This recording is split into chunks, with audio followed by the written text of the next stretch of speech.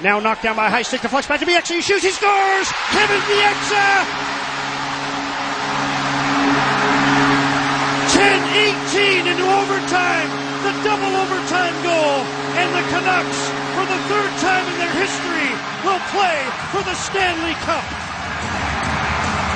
The slap shot from Bieksa stuffs the Sharks, hang on the wall, and the Canucks are going to the Stanley Cup final. There's ticker tape littering everything here at Rogers Arena. It's a sea of blue, green, and white. Antti Niemi never saw it coming. He was distracted, looking behind him, and Bieksa bounced one in, glove side, to send the Canucks to the Stanley Cup final. One of the strangest overtime goals you're going to see. The puck was run around from behind the net, went off the glass, bounced to the top of the blue line, where Bieksa takes a swipe at it. Bouncing, rolling, and by Niemi. He didn't even see it. And the Canucks celebrate.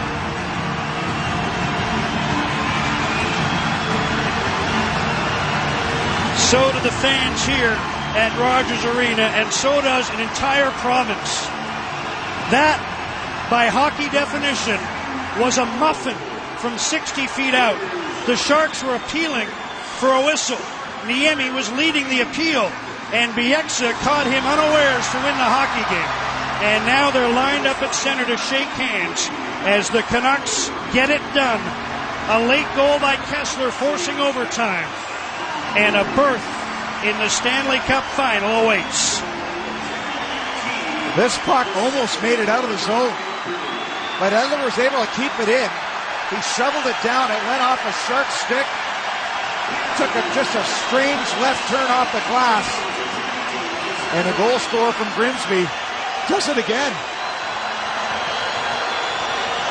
I see some hats at the Vancouver bench already. I'm guessing there's been a Western Conference champion hat drop as the players who didn't play in this hockey game are gathered at the bench waiting to greet their exhausted teammates who are on cloud nine.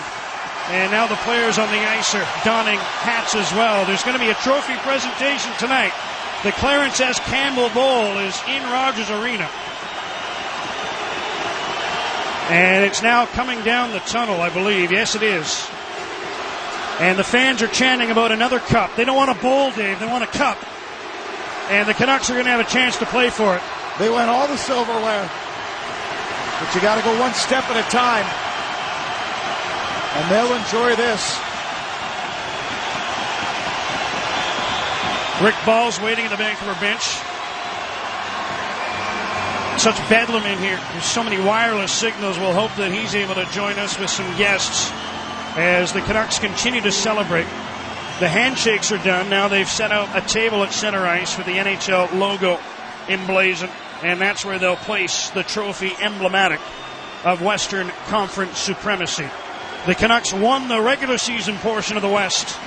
Now they've won it where it matters most.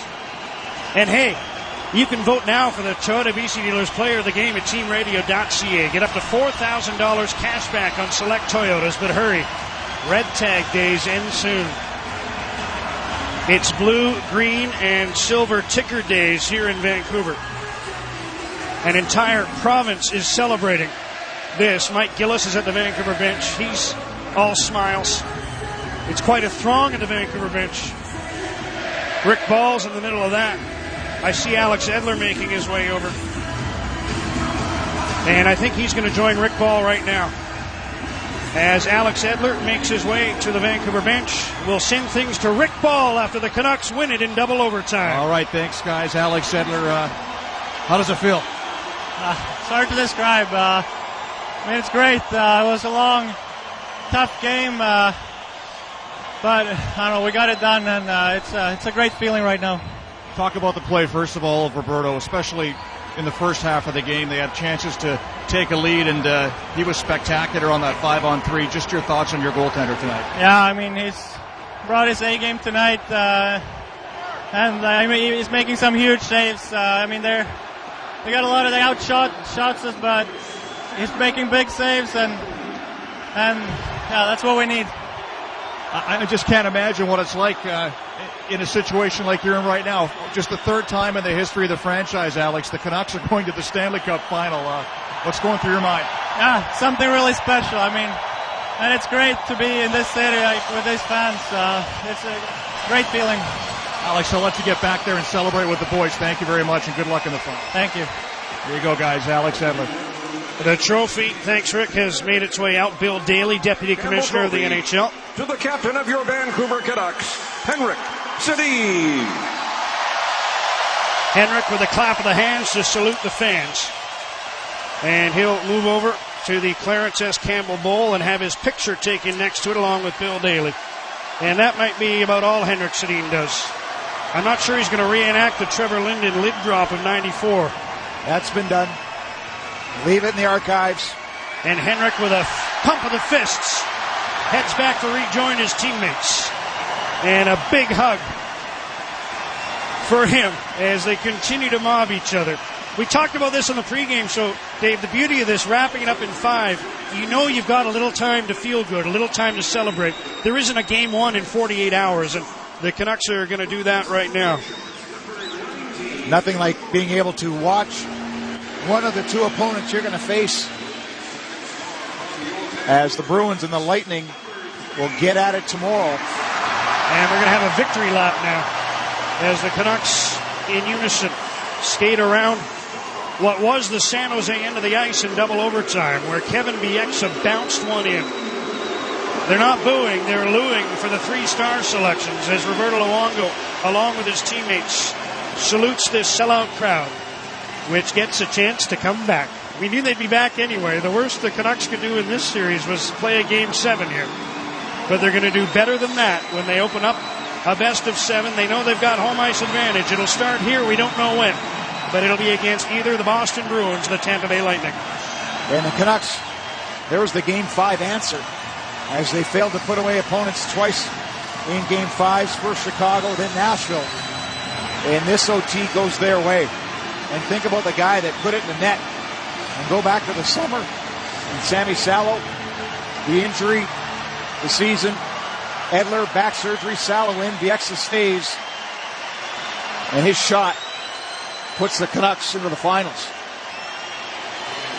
You know, you said it was a weird one like we've never seen. But it wasn't that different from the Scott Niedermayer overtime goal in 2007, which eliminated the Canucks in Game 5 with Roberto Luongo distracted and appealing to an official for a penalty. In this case, I think the Sharks thought the puck had gone out of play and back onto the ice surface. But the Canucks get the winner. Henrik Sedin, another big night. And as he makes his way along the bench, Rick Ball is waiting for him. One last handshake for the trainers. And Henrik Sedin is with Rick Ball.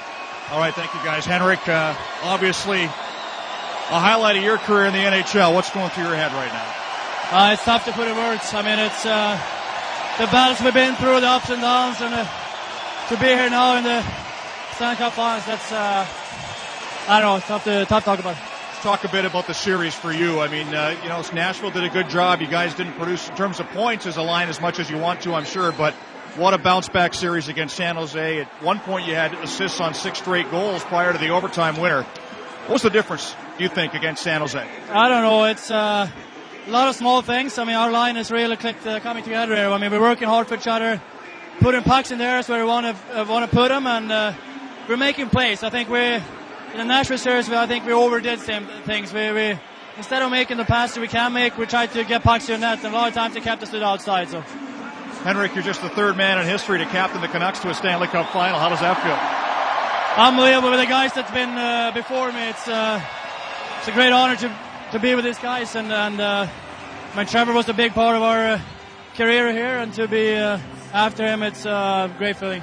Talked all year about being in the moment, one game at a time. You're going to take at least a little bit of time and celebrate this one before you get set for the next round? Yeah, until we know who we're playing, we're going to celebrate. Thanks, Henrik. Appreciate it. Thank you. There you go, guys. The captain, Henrik Sedin, and what a series he had. As I mentioned, 6 straight assists prior to the overtime winner, and I think he'd been on a 9 of the previous 12 goals, and that line was spectacular tonight. He did in this series, Rick, what Ryan Kessler did against Nashville. He just seemed to be in on everything. But was Kessler ever in on a big one tonight? Assisted by Henrik Sedin as he forced the overtime. And Bieksa ended it at 10:18 of the double overtime. The fourth longest game in Canucks history. Bieksa wrists one in front. That deflects to the far corner. Burrows hustles after the puck. Works it free to Edler. Now knocked down by a high stick. Deflects back to Bieksa. He shoots. He scores! Kevin Bieksa!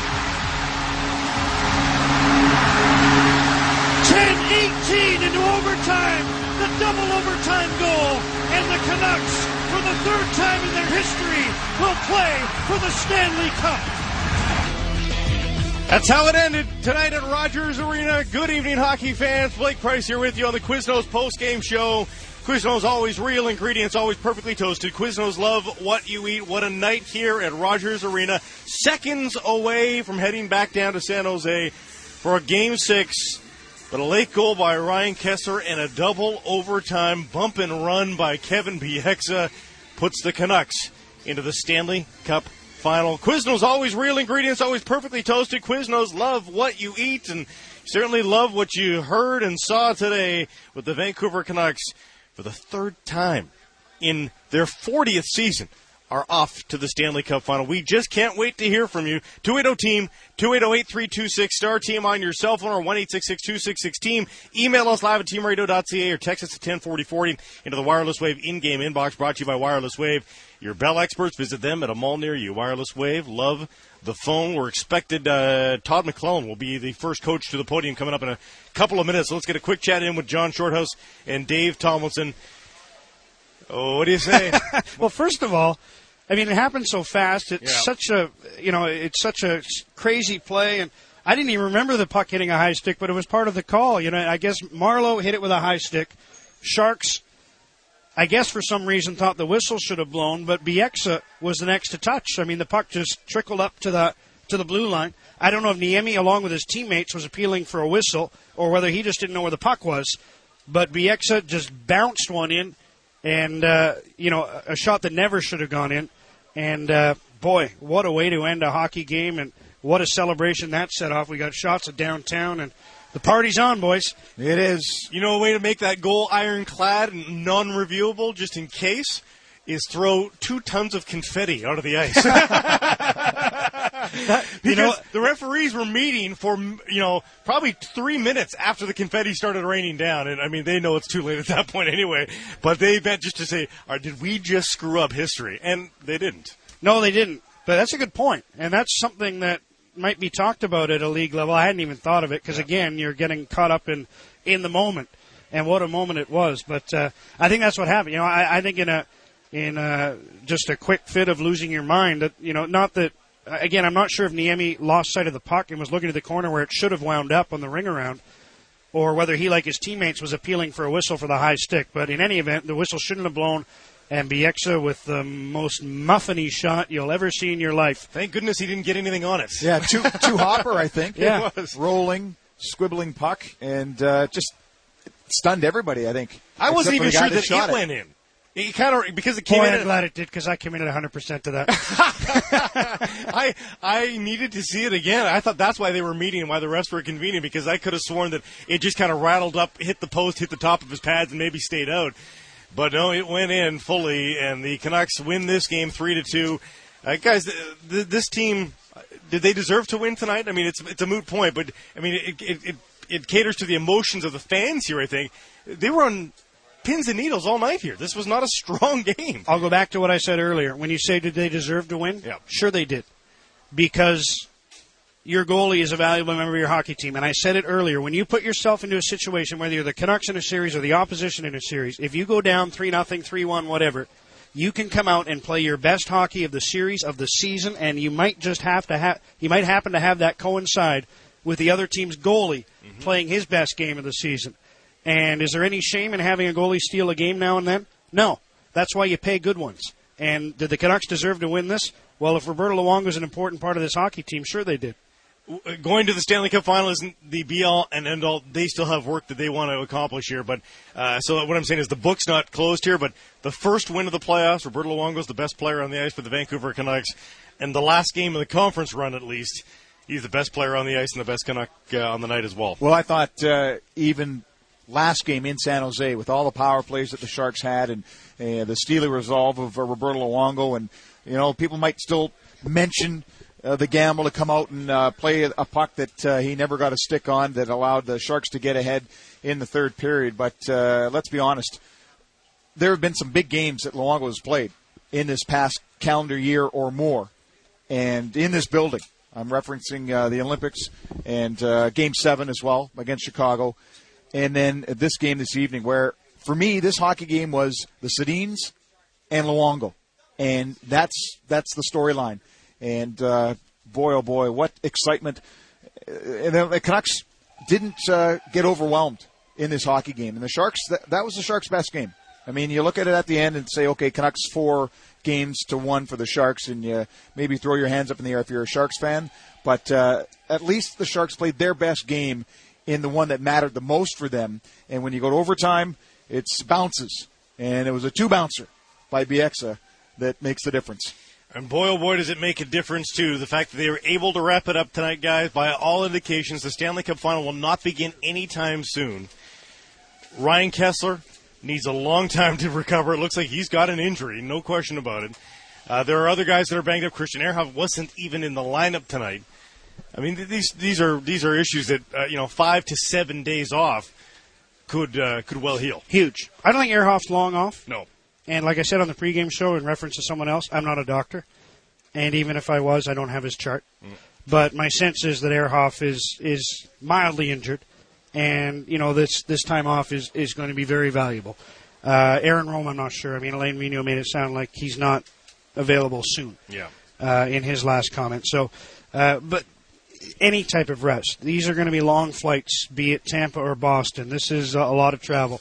And advantage Canucks now. Because these teams, the other ones, have at least a game to play, maybe 2. And they're going to be the more fatigued team starting the Stanley Cup Final whenever it does start here in Vancouver. We are going down to the podium. Head coach Todd McLellan of the San Jose Sharks, ready to speak, gentlemen. A wonderful job as usual. Legendary one. Todd, your team left nothing out there tonight. I mean, you pretty much dominate this game. What do you say to them, given the emotions involved in a double overtime loss? We, again, we left them alone. They're tired. They're sore. They're disappointed. All the feelings that go with losing a series and losing it that way. But we'll talk when we get back. What will I tell them? Off the top of my head, I'll tell them that I'm proud of them. I thought that they competed extremely hard. I'll tell them that I thought we were a better team than we were in this series. We started to show it near the end of the series. I'll tell them that we have a tough task ahead of us. First of all, we're going to get healthy. We're going to rest over the summer, and we're going to get our butts back to training camp, where we're going to work ourselves right back to this spot again, and we'll make good on it next time. The goal itself that won the game, what was your take on that? Well, the only guy that knew where the puck was Kevin Bieksa, and he almost fanned on it. He actually bounced it into the net. It's one of those things that you have absolutely no control over. We can talk about it all we want. It went off a stanchion. When you watch the replay, the officials didn't know where it was. Nemo didn't know where it was. Vancouver, San Jose, nobody knew where it was. It came right to Bieksa. And, one more bounce, he probably whiffs on it, and we're still playing. But there's nothing we can do about it. Todd, Joe confirmed that he was playing with a separated shoulder tonight. Can you talk about his courage and how banged up your team was? Obviously, that's a very courageous game for him to play. He did separate his shoulder last game. It was very painful. Our training staff and our doctors did a tremendous job in preparing him to play. And like I had mentioned to you before, when he comes and tells you he's playing, he's playing. And I think there was a lot made out of it prior to the game. But we were real confident in that locker room he was going to give us what he had, and he did. And I think it's a tremendous step for him as an individual and for us as an organization to have your captain show up and play that way.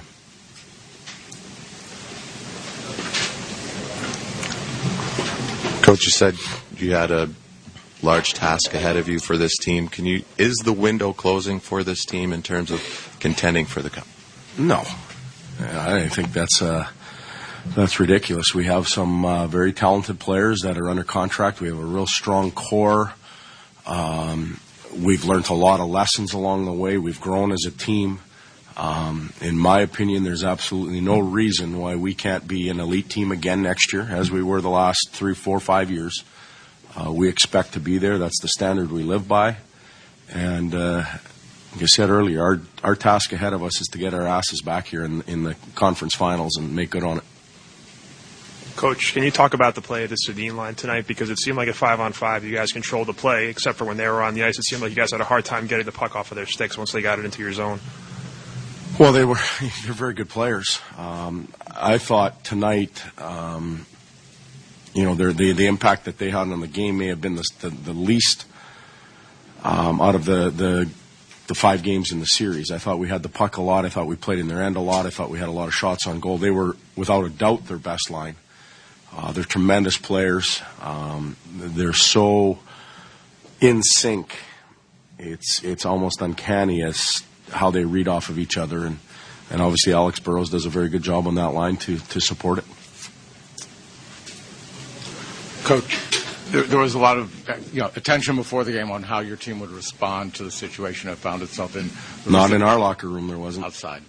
Results aside, were you happy with what you got from your team in this situation? From our team today, I was. It's hard to find passengers today. We felt good as the game wore on. We were playing our fourth line. They were playing 3. We felt we had some control of the game, but we obviously didn't get the win, and that's what we came here for. But, the series itself, we lose a game possibly because of fatigue. We ran out of gas in Game 1. We lose our composure in Game 2. We get to Game 4, and it's a matter of about 4 minutes worth of penalties. And now tonight it was bounces, in my opinion. So we got better as the series went on. On the tying goal, did you feel like you got jobbed on the offside? Oh, jobbed isn't a real good word. It was an icing call that went off. I believe it was one of the Sedin's shoulders. Happens real fast. May be hard to catch with the naked eye. Obviously, an error. But there's nothing we're doing about it now. Would you be in favor of expanding video replay to cover those kinds of calls, like with a challenge or something? Because you were aware of it right away. Yeah, we were yelling and screaming, but it wasn't going to change. There's been talk of the throw the red flag or whatever it is. I guess in that case, we'd throw it pretty far if we could. But I think you have to look at it. We played 1,200 games. And I think the league plays close to 1,200 or 1,000 games. That's a lot of red flags flying out on a nightly basis. I don't think there'd be a coach that would keep it in his pocket. You just use it because it might work to your advantage. And we already have timeouts. We already have TV timeouts. Does it slow the game down? I don't know. Todd, you got behind the 8 ball the first 2 games of this series. Looking back, the inability to close out Detroit earlier, do you think that impaired your ability here? Yeah, perhaps. The LA series was a very physical series for us. Hard fought 6 games. Took its toll. We've got a lot of guys bumped and bruised and injured. Ryan Clough played injured the whole playoffs, and he'll need to be repaired. But the Detroit series did take a lot out of us. You look at Game 1, and I thought fatigue was our biggest factor in that game, and you can attribute that to the team in Detroit taking a little bit of our juice away from us, if you will. Thanks, guys. Thanks. Todd McClellan, head coach of the San Jose Sharks. Again, just so humble, classy in defeat. Didn't try to create a scenario that wasn't with regards to the game-winning goal. There was concern at the moment from the San Jose Sharks that maybe something untoward had led to that Kevin BX's shot, but In the end, he knows that nothing did. It was a bunch of distracted players on the ice. Everybody thought it was out of play or ringing around the boards. We've just watched the replay 30 times here in the last 5 minutes, and Niemi was fully convinced that puck was ringing around, was not ready for the shot from Kevin Bieksa, and might have seen it at the last second, but far too late for a tricky bouncing puck. The way that it was coming off Kevin Bieksa's stick. Blake Price here with you on the Quiznos postgame show while we await head coach Alain Vigneault, and I'm sure a trio of players at the podium as well. Rick Ball joins us as well. Rick, first of all, great stuff down on ice level. Still taking confetti out of my hair. What was it like being my down long there? flowing locks. It was cool. Yeah. I mean, listen, it's a franchise that it has for the fans anyway. 1994 is the high watermark. And they're back there again. It doesn't happen very often. I'm not stating anything anybody who's been a Canuck fan doesn't already know, but this is a real special night. And to do it in 5 games against a very good San Jose Sharks team and do it in double overtime, just like they did in Game 5 against the Toronto Maple Leafs in 1994 to move on. Wow, what a night, and it was really cool to be down there. And like Henrik said, they're going to celebrate it. Until they know who they're going to play, they're going to celebrate. And then it's back to business because they have been a team that stayed in the moment all season long, and that won't change. But they got a bit of time here between now and whenever the Eastern Final wraps up to enjoy it. So they took 4 elimination games to take down the Hawks, 2 elimination games to take down the Preds, 1 elimination game to take down the San Jose Sharks. Leads you to believe they're learning something about putting teams away. And secondly, they're winning overtime games. Yeah. Well, San Jose hadn't lost. They were 5-0 in overtime 5-0. until tonight. But, hey, listen, the Sharks, based on the flow of the play, deserved a better fate tonight. Yeah. For true, well, we'll get to that thought in a second. I think head coach Alain Vigneault's downstairs. Let's go here. All right. Did you see the goal go in, and what kind of, did you see how that play happened? I just saw it on replay. Obviously, during the game itself, there I saw the puck go in the net and players jumping, but I wasn't quite sure what had happened. And this game is sometimes about getting the bounces, and obviously we got some tonight. I think we deserve to get some bounces, and paid off. What's your thoughts of going to Stanley Cup Finals? Well, I'm extremely proud of my players and the organization. Real happy for the fans. I mean, obviously, this has been a long time coming, and like we had said at the start of the season, we were in this not to win 1 round, 2 rounds, 3 rounds, but to get in this to win the Stanley Cup, and now we're going to get the opportunity to compete for it. And I think our players deserve it. I think our organization and our fans deserve it also. So we're going to give it our best shot. Talk about how he played tonight and throughout the whole series. Well, I thought he was real good. I don't know about you guys, but I thought he was real good. Tonight, without a doubt, they played a real strong game, probably their best game of these playoffs. And we had a couple of breakdowns that he was able to, keep us in the game. And, we had one line, I thought, tonight that was really going, and it was the Twins. And with Burr and obviously him. So he was, in my mind, the difference tonight. In the States, is that the best game he's played for you? Oh, he's played a tremendous amount of very good games for this organization since I've been here and since he's been here. We've both been here 5 years. Obviously, tonight was a bigger stage. It was the first time that we were in this type of opportunity, and he played phenomenal. You said you only had one line going tonight, obviously that top line. Can you just talk about what they meant in a game like this where the other 3 lines weren't exactly controlling the play themselves? Well, I think you got to give them credit. I mean, I thought that their group competed extremely hard, and for Thornton to play tonight with the injury that he had, I mean, you got to give him and his teammates full marks. But when the Hanks line was on the ice, they controlled the play. They made some unbelievable plays at their end. The only thing that they didn't do was get a few of those chances through, but they controlled the play. They did some amazing things with the puck, and they're elite players, and they proved it again tonight. Ryan Kessler goes out limping, and then he comes back, wins a big faceoff, scores that goal. Just talk about what obviously what that, we know what that meant, but just his ability to do such a thing like that. Well, he's been one of our guys, without a doubt, driving the bus. I think we got a few guys right now that are helping with that bus drive there, but he, at this time of the year, what he did was what a lot of our players are doing. You got to play through things, even though I tell you every day that we're all 100%. It's quite normal to say that I might be not telling the whole truth. So, he went out and he competed real hard, and he gave us a chance to win this game in OT.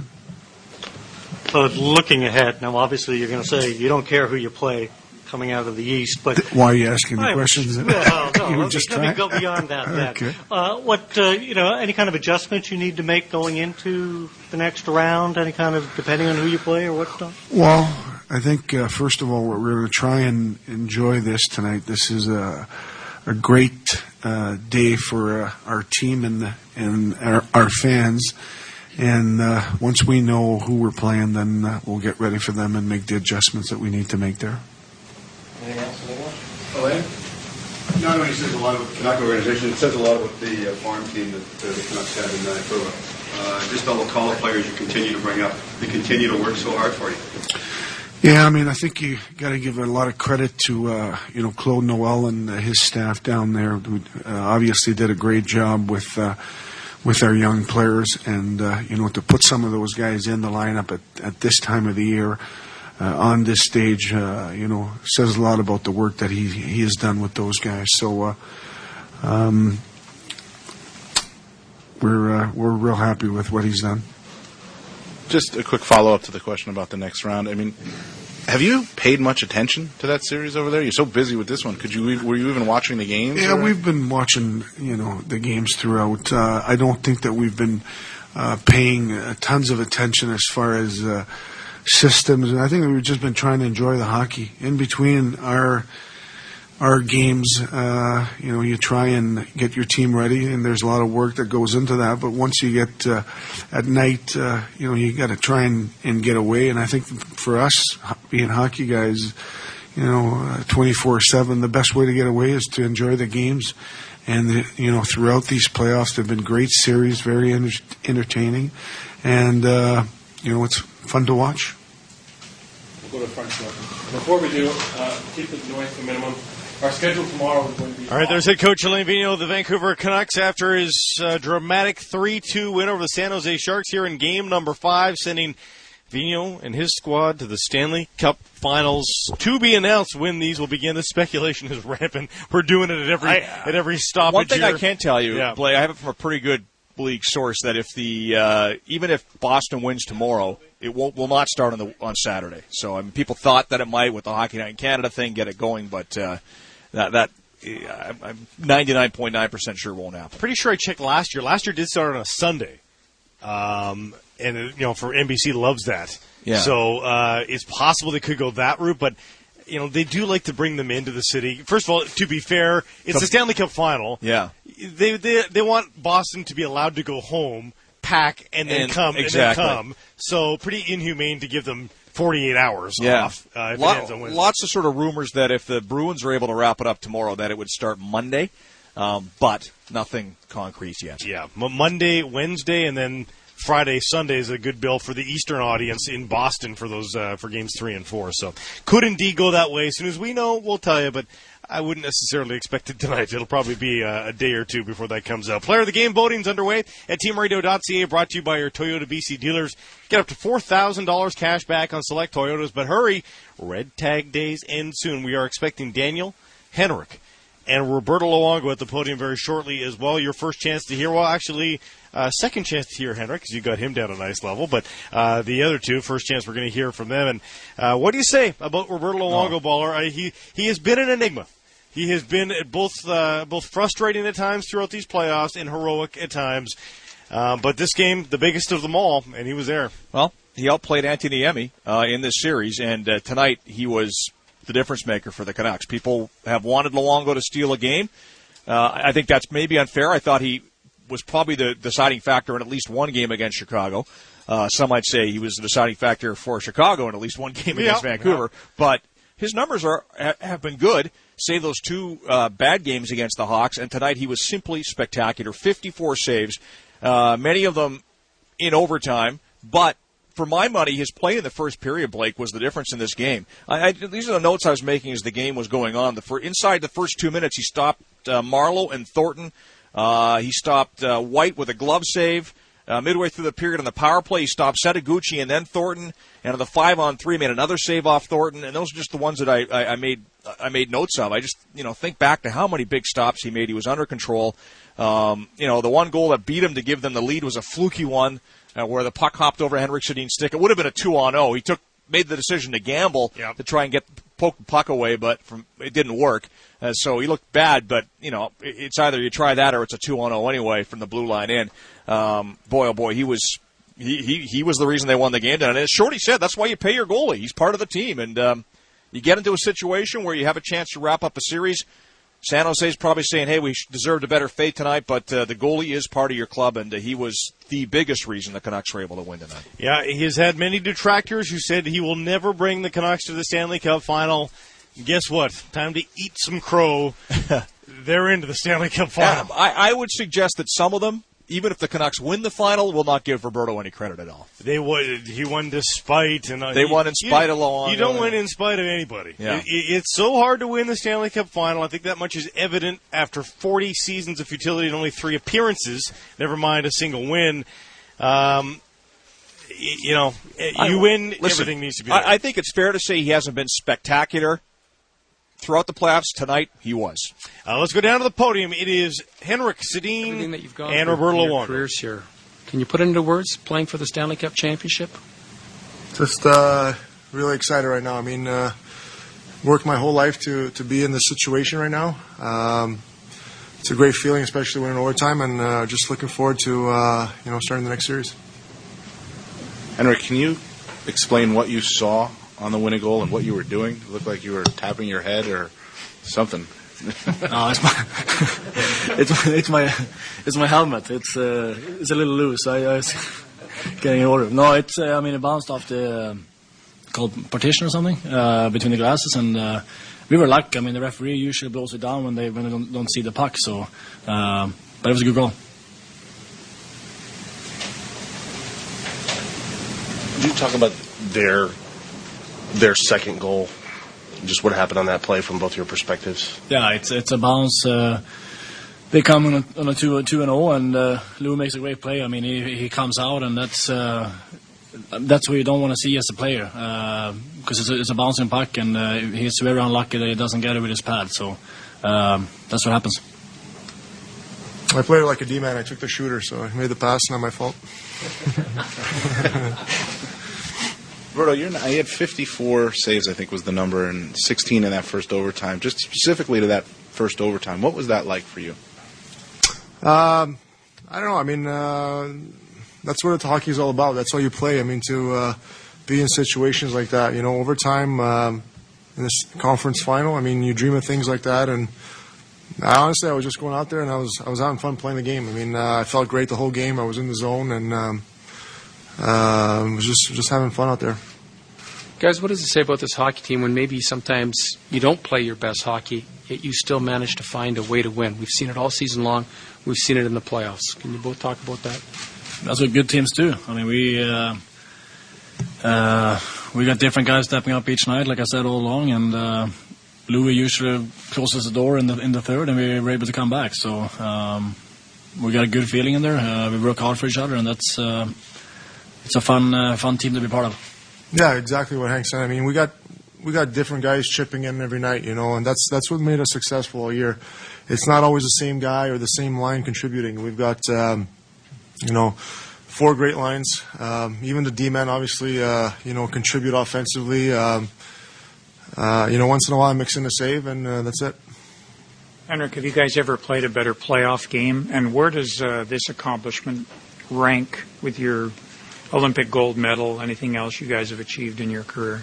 Yeah, I mean, we felt, as a line, I think we've felt really good throughout this series. We've been making plays that we know that we can, and we've had a ton of fun out there, and we've been working hard for each other, and it makes it easier. Tonight, we felt good again. I mean, we felt that we could play for another 4 periods. I mean, we never seem to be tired out there, and that's a good feeling to have. I think this is, for us, it's up there with the Olympic gold medal for sure. It's a tough journey to go through to get here, and the Olympic medal is it's a short tournament. You play a few games and you get a few bounces and you're there. But this is way tougher. There's always talk about whether or not you grab the trophy, you touch the trophy, you lift the trophy. What was the thought process going into tonight and after the game about whether or not you grab the trophy? Well, I didn't put in a lot of thought about it. I mean, I know it's going to be a tough game to win, and I talked to a few guys, and I mean, this is not the trophy we want to have. So that's the bottom line. Roberto, you won the Olympic gold medal in overtime in this building last year. What does an experience like that do in terms of helping you to maintain your composure and concentration in a situation like tonight? Yeah, I mean, obviously you use that as a preparation, especially for overtime and stuff like that. I mean, I think the Chicago game was more similar to that. Having given up a late goal, but this time we're on the side of the medal. We scored late, and but overtime is overtime. I mean, that's why we play hockey, and that's the best part of hockey. So for me, after you play 60 minutes of hockey, you're not really thinking. You're just going out there and playing, and you see that every play, whether it's in our zone or in our offensive zone, is dangerous and exciting and breathtaking, and the fans are into it, and that's why it makes it so exciting. Henrik, what did it mean to see Kessler come back from his injury and then obviously battle to win a face-off, battle to get position and score that goal? Yeah, it was huge for us. I mean, to lose him, it makes it tougher for us to roll the lines and to see him come back onto the bench. And I mean, he's a battler. He's gonna do a good job when he's out there. So hopefully it's not too bad, and we're lucky we get maybe a few days here. Roberto, could you just expound on being in the zone and just how you feel going into the final, not only how you played tonight, but throughout this whole series, springboarding into the biggest series of your life? I think, I've been feeling pretty good the last couple of series. The guys I think played really well defensively, even though they had a lot of shots. We did a good job of neutralizing some secondary chances and stuff in the slot. So, I always said it, when guys do that, it makes my job a lot easier. I mean, it's easier for me to play, the shooter and not have to worry about other things. And, if we can keep doing that in the next round, I like our chances. Just wondering what you guys do tonight. Do you spend time with your teammates? Do you go home, celebrate with your family, or move on? I'm going to bed, so I'm a little tired. Spend time with my family, of course. Enjoy it with them, and we're going to see these guys a bunch here in the next week or so. I'll ask both of you. I'm sure there's a lot of people that you're happy for. What does this mean to you to see Sammy after what he's been through with the injuries, 36 years old, to finally get to play for the Stanley Cup?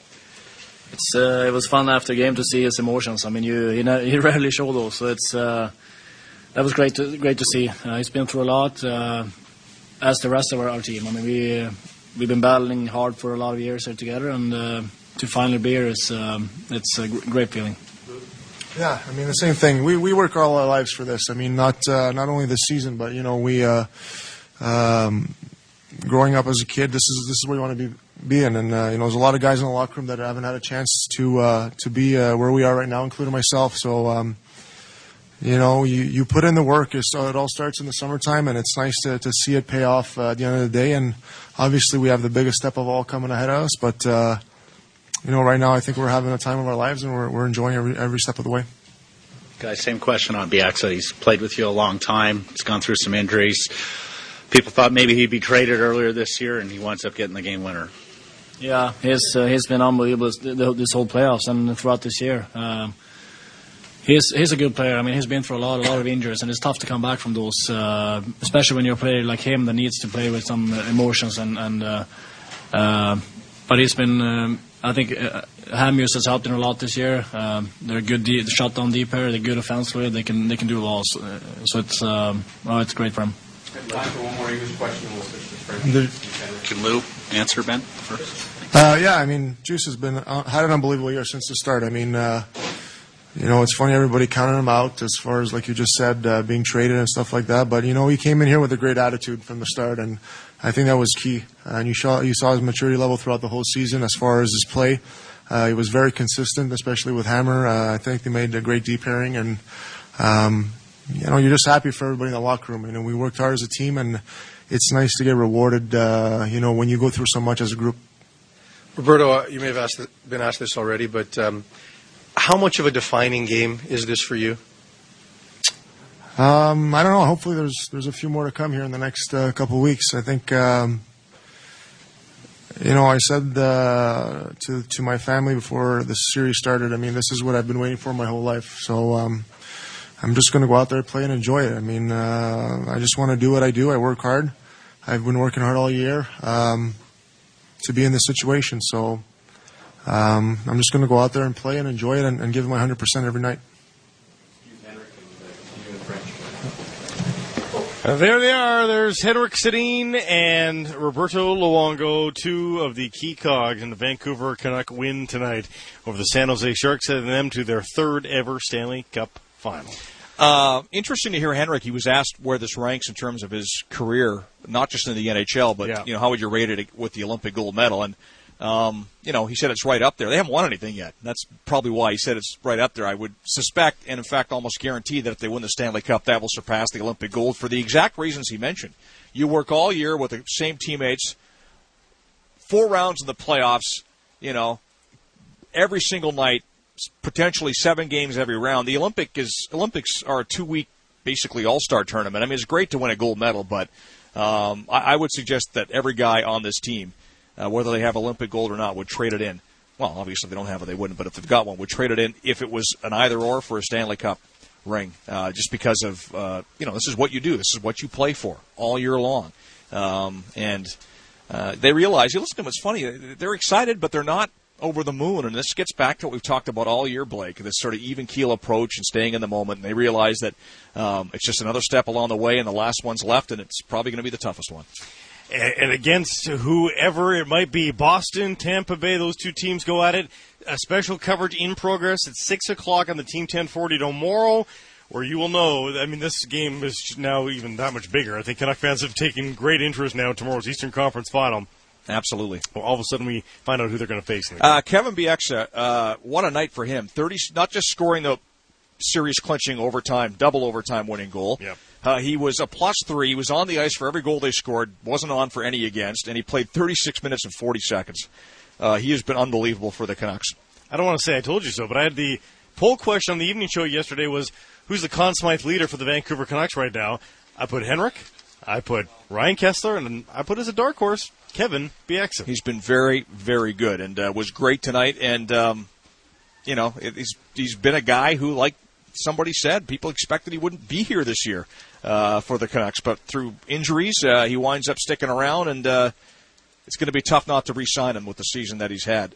You look at the other numbers for the Vancouver Canucks. The Twins. Was there a shift tonight where the Twins and Burrows didn't look like they were on the power play? It was just stunning. It was absolutely stunning what they did tonight. Douglas Murray did not have a great game, but they were skating around him like he was standing still most of the night. Yep. Just an unbelievable game and a great series for those three. And as we mentioned, Jeff Patterson told me before I went downstairs, it was not just 6 straight assists for Henrik once he hit with the tying goal in the final minute, but also 9 of the previous 12 goals he had assists on. And he was even on the ice for the winner, even though he wasn't in the scoring. So the guys that you need to step up did tonight. Kessler gets the big goal to tie it. Luongo was great. The Twins were the one line that was really going for the Canucks, and on to the Stanley Cup final. Kevin Bieksa now leading all defensemen in goal scoring in these playoffs with his 5th of the postseason. Baller, great stuff. Down low in the hallway at the intermissions, always great here. On the ice. On the ice, everywhere. And we'll see you back here for game number 1 of the Stanley Cup Final. Whatever that may be, I'll be here. Looking forward to it, and it's going to be fun. Thank you, Rick. Appreciate it. Thanks, Blake. Rick Ball here with us on the Team 1040. Again, breaking down, guesswork continues as to when this Stanley Cup Final would begin. Supertramp is in town, though, on Wednesday. So there's been some talk that if it goes to Game 7, it might not start until Wednesday, but not if there's a concert here. And I know it's a Stanley Cup Final, and maybe there is some clause in a concert agreement that the only thing that'll derail us here is maybe the Stanley Cup final. I mean, it's possible. Usually, if it's booked for a concert, it is booked for a concert. Might mean a Tuesday start, Tuesday, Thursday for games 1 and 2 if that goes to game 7. Sort of have to know when and who they're facing, though, when whoever they're facing finishes, that is, in the Eastern Conference. Looking forward to your feedback. The phone boards are open at 280-TEAM, 280-8326-STAR-TEAM on your cell phone. Around the problems, 1-866-266-TEAM, and you can email us as well, live at teamradio.ca, text us at 104040. And be honest, if you're a Luongo hater, if you've doubted him, his ability to be a part of a Canucks Stanley Cup run, has that hate run its course? A lot of people have responded to my query already on Twitter, and many have come back and said that they are ready to eat some humble pie. Justice writes in, I'll eat a deep-fried crow wing. Never been a full-on hater, but I've had little confidence. Humble pie. So people starting to come around. Time now for the 3 stars brought to you by Rhino.ca. 3rd star from the San Jose Sharks. He did this with a separated shoulder tonight. Joe Thornton, again, pretty noticeable for the San Jose Sharks. Joe Thornton, the 3rd star, is picked by Hockey Night in Canada. 2nd star, Kevin Bieksa, who was heroic. 5 goals now in the postseason for Kevin Bieksa. Game-winning goal, but he's also scored some huge goals to tie games as well for the Vancouver Canucks. Just a huge momentum swinger earlier in this series, and then gets his 5th of the playoffs. He's been heroic. He really has. Kevin Bieksa, a key cog right now for the Vancouver Canucks. And the 1st star is Roberto Luongo. 54 saves in the victory. If only this were the end of the line, it would be poetic. You know, his game number 1 versus the Chicago Blackhawks, spectacular. His game in this final game of the San Jose Sharks series, spectacular. 12:06, we're into Wednesday morning. Good morning, Vancouver. And Points Beyond. And there are a lot of you, obviously, in Points Beyond or at Points Beyond the city limits. Getting a ton of emails from around the planet. Canucks Nation well represented. All corners of the globe. We'll get into the inbox a little bit later on here. Keep them coming, though. Live at teamradio.ca. Let me know where you are listening, where you listen to the hockey game, what time it is when the puck drops, what time is it right now, wherever you are. We're just trying to get a sense of the reach of this hockey team and this radio station. It's a powerful combo. And we've had emails throughout this playoff run here on Playoff Game Night. The show is Playoff Game Night, by the way. I'm Jeff Patterson in our hockey headquarters, Team 1040 Studios in downtown Vancouver. Heard Joey Kenward in that last segment, in the heart of it all. Right downtown in front of the Art Gallery, George and Granville. George and Howe. I guess George and Howe is the actual intersection where the Art Gallery is. I just saw a photo that was posted online, 360-degree camera on Granville Street somewhere, and it looks like it could have been taken at some point during the Olympics last February. There were a lot of people out there late at night. But keep the emails coming live at teamradio.ca. You can text your comments to 104040, and of course, phone line is yours, the floor yours as well. We want to hear from you, Canuck fans. After a 3-2 double overtime victory, Canucks stamping their ticket to the Stanley Cup final for the first time in 17 years. Are you new to this? I'm guessing that anybody that was under the age of about 10 back in 1994, now maybe you watched, wouldn't have had an appreciation for what it all meant back then. So I'm guessing that for a generation or two, this is uncharted territory. Where did you watch Game 7 of the Stanley Cup final way back when? And does this represent the Vancouver Canucks' best chance ever to get their hands on the Stanley Cup? They had a one-game winner-take-all, obviously, Game 7 in Madison Square in June of 1994. They were the road team. They were the underdog. But it's almost a toss-up when you get to a Game 7. Certainly as the road team in a Game 7, we have seen that there isn't a whole lot of home ice advantage. Was that the best chance the Canucks ever had? Or is this, living in the moment, with home ice, with the team that they've got, the way that they are playing, does this represent the best chance the Vancouver Canucks have ever had to win a Stanley Cup? 604-280-TEAM, star team in the cell, toll-free 1-866-266-TEAM. Let's get back to the phone calls. Here on Playoff Game Night out to New Westminster. Dave, start us off this hour. How are you? I'm doing well. How are you doing today? I'm doing okay. Big win tonight. I have to say, you know what? Last night I had a dream. Woke up this morning, felt so real. Canucks won 3-2. This game-winning goal happened seconds before the game ended. What happened today? You know what? Overtime, still seconds before the game ended, technically, but 3-2 win. Told my cousins, family, friends, I was like, this is what's going to happen. This is what's going to happen. Sure enough, that's what happened.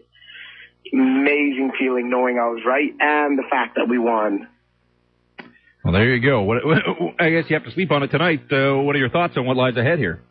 I don't even know what to say right now. I hope we play Tampa.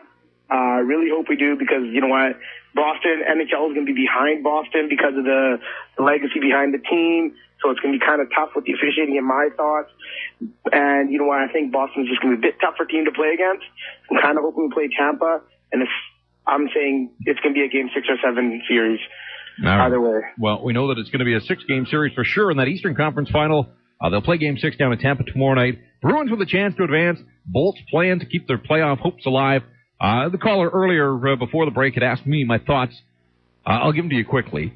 There are terrific storylines either way. Obviously, Matthias Ohlund, to this point in the playoffs, is deep in the playoffs for the first time in his lengthy NHL career. And, you know, was back here. It was Marcus Naslund retirement night, December the 11th, and the Lightning in town. And so, you know, strong ties for Matthias Ohlund to the Canucks and to the city. Beyond that, not a whole lot. Eric Brewer picked up at the trade deadline. You know, has an off-season home here in Vancouver, a BC boy. The stronger ties, obviously, the Boston Bruins. Mark Recchi, you know, the Kamloops athlete of the century. Guy who's already said that he will retire if the Boston Bruins win the Stanley Cup. Milan Lucic, the kid from East Van, former Vancouver Giant. So there's some connections there. You know, the storylines, too. The Twins going against the Zdeno Chara, Roberto Luongo, and Tim Thomas. Vezina finalists there. Cam Neely, of course. And on top of that, an original 6 team. So, you know, the sexier storylines are the Boston Bruins. Bruins are 1 win away. Tampa needs to win out here to make it happen. So we'll see how it all shakes down. I guess right now, and I said too, that to get 2 European captains would just shut those people up that we don't want to hear from anymore, who continue to come out of the woodwork, even though Nicholas Lidstrom put that myth to bed, or so we thought, when he led the Detroit Red Wings to a Stanley Cup. But you'd have 2 Euro captains going at it in Henrik Sedin and Zdeno Chara, if it is the Vancouver Canucks and the Boston Bruins. Keep the phone lines coming. Keep the emails as well, live@teamradio.ca. Let's get up to Port Coquitlam. Dan, go ahead. You're on the 21040. Hey, how you doing tonight? Yeah, doing okay. Good. Hey, listen, I have a few points to make for you here. First off, I have a ticket stub on my office window from the first game I attended, which was March 30th, 1973, against the Minnesota North Stars. And the price of the ticket for row 13 at Pacific Coliseum, seat 1 and 2, $6.50. And then I have the ticket for the final game of this year against the Minnesota Wild, the award night, $210. So that's a 38-year difference. So you go from $6.50 when you contrast that, you couldn't even buy a beer, to where we're at now. There you go. There's an explanation on inflation for your. Yeah, that's not bad. You couldn't get a beer at Rogers Arena for what you got.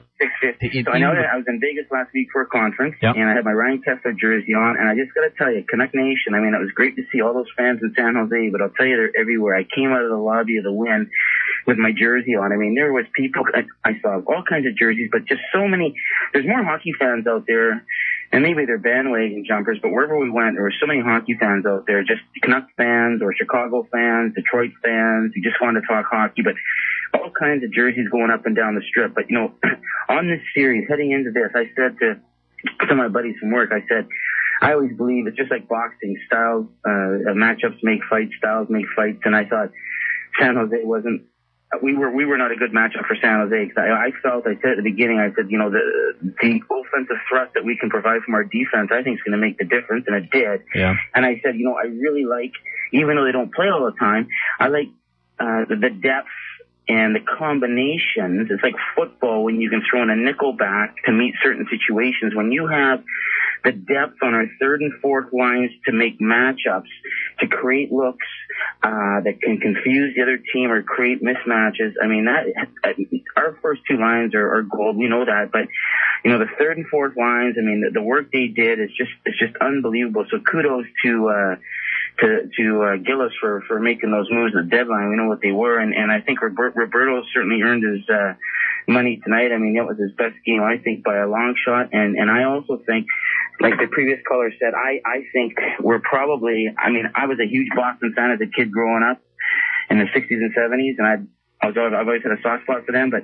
I think we match up better against Tampa in a track meet. I think we would have our way with them. Yeah. But, I'd like to hear your comments on that, because I think either way we're certainly got to be the favorite going in here, because just our depth and our speed. All right. Hey, you had a good run. I appreciate it. You bring us some points. I will say this, though. It stops at the third line. Fourth line didn't play after the second period tonight. That fourth line combination of Cody Hodgson at center between Oreskevich and Tanner Glass, and, Canucks are after the Stanley Cup final. I don't want to harp on a fourth line guy. He didn't make the difference. But I just don't know what Tanner Glass brings to this party, how he keeps his spot in the lineup another night without a hit for a guy that's supposed to be physical, supposed to be wearing down these San Jose defenders. And Tanner Glass, you look at his night, played 5 shifts, 3 minutes and 22 seconds, 5 shifts. Fourth line tonight didn't have a shot on goal, registered 1 hit, and nearly cost the Canucks because they're a 3-line team then into double overtime.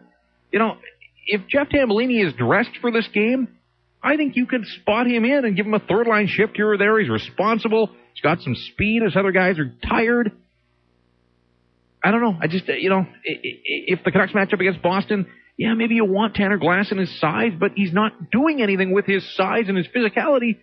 Somebody has to sit this guy down, not during the game, not in the third period and fourth periods and into the fifth periods, between games. Sit him down and ask him what he's contributing, because the answer right now is nothing, but they still find a way to get by, and they beat the San Jose Sharks tonight. But, so, caller, I agree with you on the third line. The fourth line, no, I think they're going to need a fourth line. The Boston Bruins have a fourth line that can bang and crash and can be effective, and right now, and it's been this way all season. Here are the Canucks President Trophy winners in the Stanley Cup final, and it's been nothing but a guessing game with that fourth line throughout the season and here into the playoffs as well. I think at some point they're going to need something from the fourth line. They didn't tonight. They get it done because, as the caller points out, defense wins this thing for the Vancouver Canucks. They say defense wins championships. Well, defense wins this thing for the Canucks, but not defensively necessarily. Yeah, they give up 56 shots.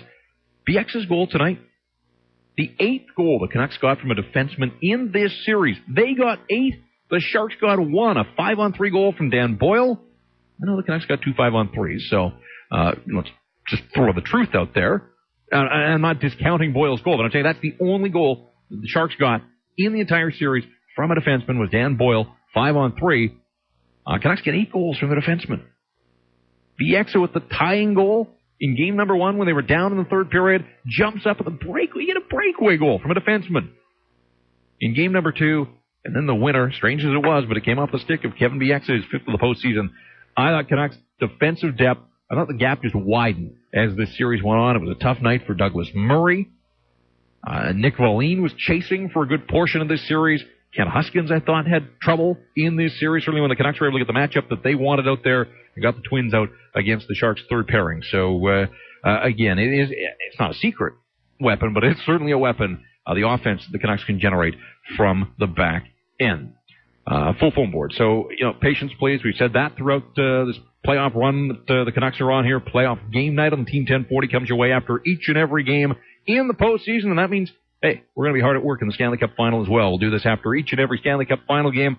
One of these nights, we may push on right through the night. It won't happen tonight. We'll get to the replay, and we need to leave some time for the replay, but a few hours of playoff game night. Before we get back to the phone boards, though, the guy was telling the story about being down in Vegas and the support there. Here is just a sampling of some of the emails people have responded to my request for emails. Listening to you guys on my iPhone down here in Salt Lake City. Let's move along here. Just listen to the game while traveling in Turkey. What a way to wake up in the morning. The Bieksa scores 7:45 a.m. local time. Thanks for the radio stream. Couldn't find the game anywhere else online. So Salt Lake City to Turkey. Hi from Amsterdam. Thanks to Team 1040 and the Internet. Listen to Game 5 between 2 and 7 in the morning. Listening in from India. Keith in India is going to be home for round 4. Have tickets to game number 2. Bring on the cup, he says. Thank goodness he can stream the games online from the team's website.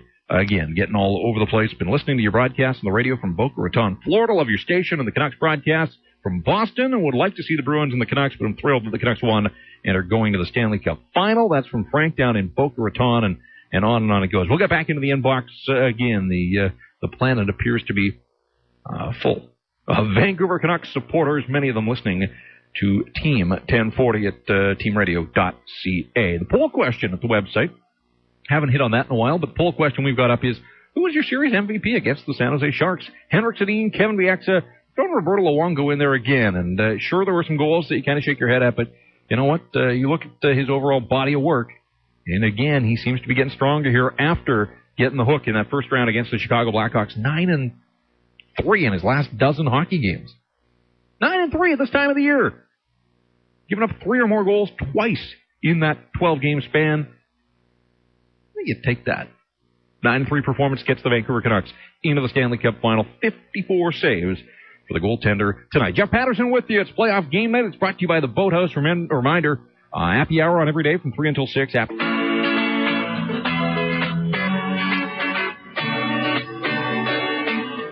Playoff game night brought to you by the Boathouse. Jeff Patterson with you. Team 1040 Studios in downtown Vancouver. We're getting word that the party's still on out in the streets. If you're out and about, want to hear from you. Let us know. Paint us a picture. 604-280-TEAM. Star Team in the cell. Live on location. Canucks playoff coverage, both home and away. Sponsored by River Rock Casino Resort, the official casino resort of the Vancouver Canucks. Huge turnout there yesterday to meet and greet with that 1994 team. And wouldn't you know it, a lot made earlier today about this being the 17-year anniversary of Greg Adams scoring in double OT. And how about that? 17 years later in double overtime, it wasn't Greg Adams. It was Kevin Bieksa, but double OT. Some parallels there as the Vancouver Canucks move on to the Stanley Cup Final. Lots of phone calls. Want to hear from you again. Patience, please. If you're on the board, we'll get to you. If I could take you all at once, I would, but it would be radio chaos. So let's do it one at a time. Nick in Vancouver, you're up on Team 1040. Thanks for taking my call, Jeff. You bet. I don't want to take away from the atmosphere, the celebratory atmosphere, but I'm looking at Rogers Arena with a half a minute to go in regulation, and we're down a goal, and there's butts in the seats, and I want to know what it's going to take for Rogers Arena to step it up. This team is full of confidence, and I feel like Vancouver's still a little bit on the fence. I want to know what you think about that. Yeah, I can't tell people how to celebrate. You'd think that people would get to this point of the playoffs and they get fired up about their hockey team. That said, we're looking at, $3 bills to start just to get in, to ticket to a game like this one. Maybe it's the people that want to revel and have a little rowdiness in them that they can't afford that steep price. And so who knows what kind of clientele you're looking at when you get to this point of the playoffs. I also think, and Blake and I discussed this in one of the intermissions, I can't remember. There were a bunch of intermissions in the hockey game last night.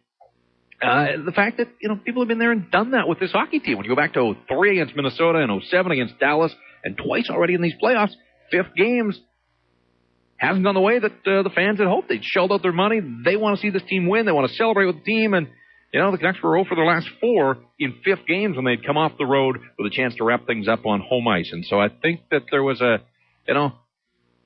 fans were here to support the hockey team, but there's also that wait and see, show me, and then they'll jump on board. And, it's hard to knock fan support. 300 pushing 400 straight sellouts in that building. People have been behind this hockey team. They want to see the Canucks win the Stanley Cup. I was a little surprised. Maybe not so much late in the hockey game, but early in this games, and maybe it's the early start times. I don't know what it is. But there hasn't been a ton of jump at Rogers Arena, and maybe it will change for the Stanley Cup Final. Because you're running out of time. If you're saving it, if you're waiting, there's only one round still to go here in these 2011 playoffs. Canucks are going to play for the Stanley Cup Final. Let's get back to the phones here. Mark out in Surrey. You're on the Team 1040. Hey. Hi there. It's a pleasure to talk to you. Right it's back nice to hear somebody who knows what they're talking about. I was sitting here, I'm working graveyard, and I was listening to this guy just flipping around the channel after, listening to you, and I hear this guy on 980, and he actually says, I can't remember which guy it was, but he's saying that San Jose lost this series in Game 2 or Game 3 against Detroit.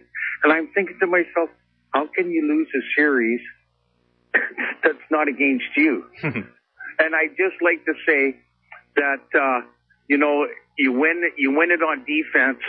You got 18 shots, 33 saves. You got 54 saves tonight. What's wrong with Luongo? I'd like you to talk about that. Anyway, thank you very much. All right. Appreciate the call. I've talked about Luongo. I don't want to repeat myself an awful lot, but at this time of the year, and if I sound like a broken record, excuse me, we get new listeners every night, and that's great, growing the fan base of the program.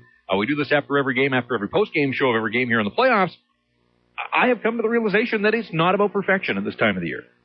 It's not about perfection. I mean, tell me any details about the Carolina Hurricanes run of the Stanley Cup in 2006. Nobody remembers game-by-game details other than, Martin Gerber couldn't get the job done early. Cam Ward came in and didn't look back. But you can't tell me, what happened in Game 5 of a series or Game 7 of a series. Who won the Stanley Cup that year? The Carolina Hurricanes. That's what people remember at the end of this thing. Did their goaltender make more saves than the guy at the other end of the ice more often than not? It's not about being perfect. Every goalie lets in goals.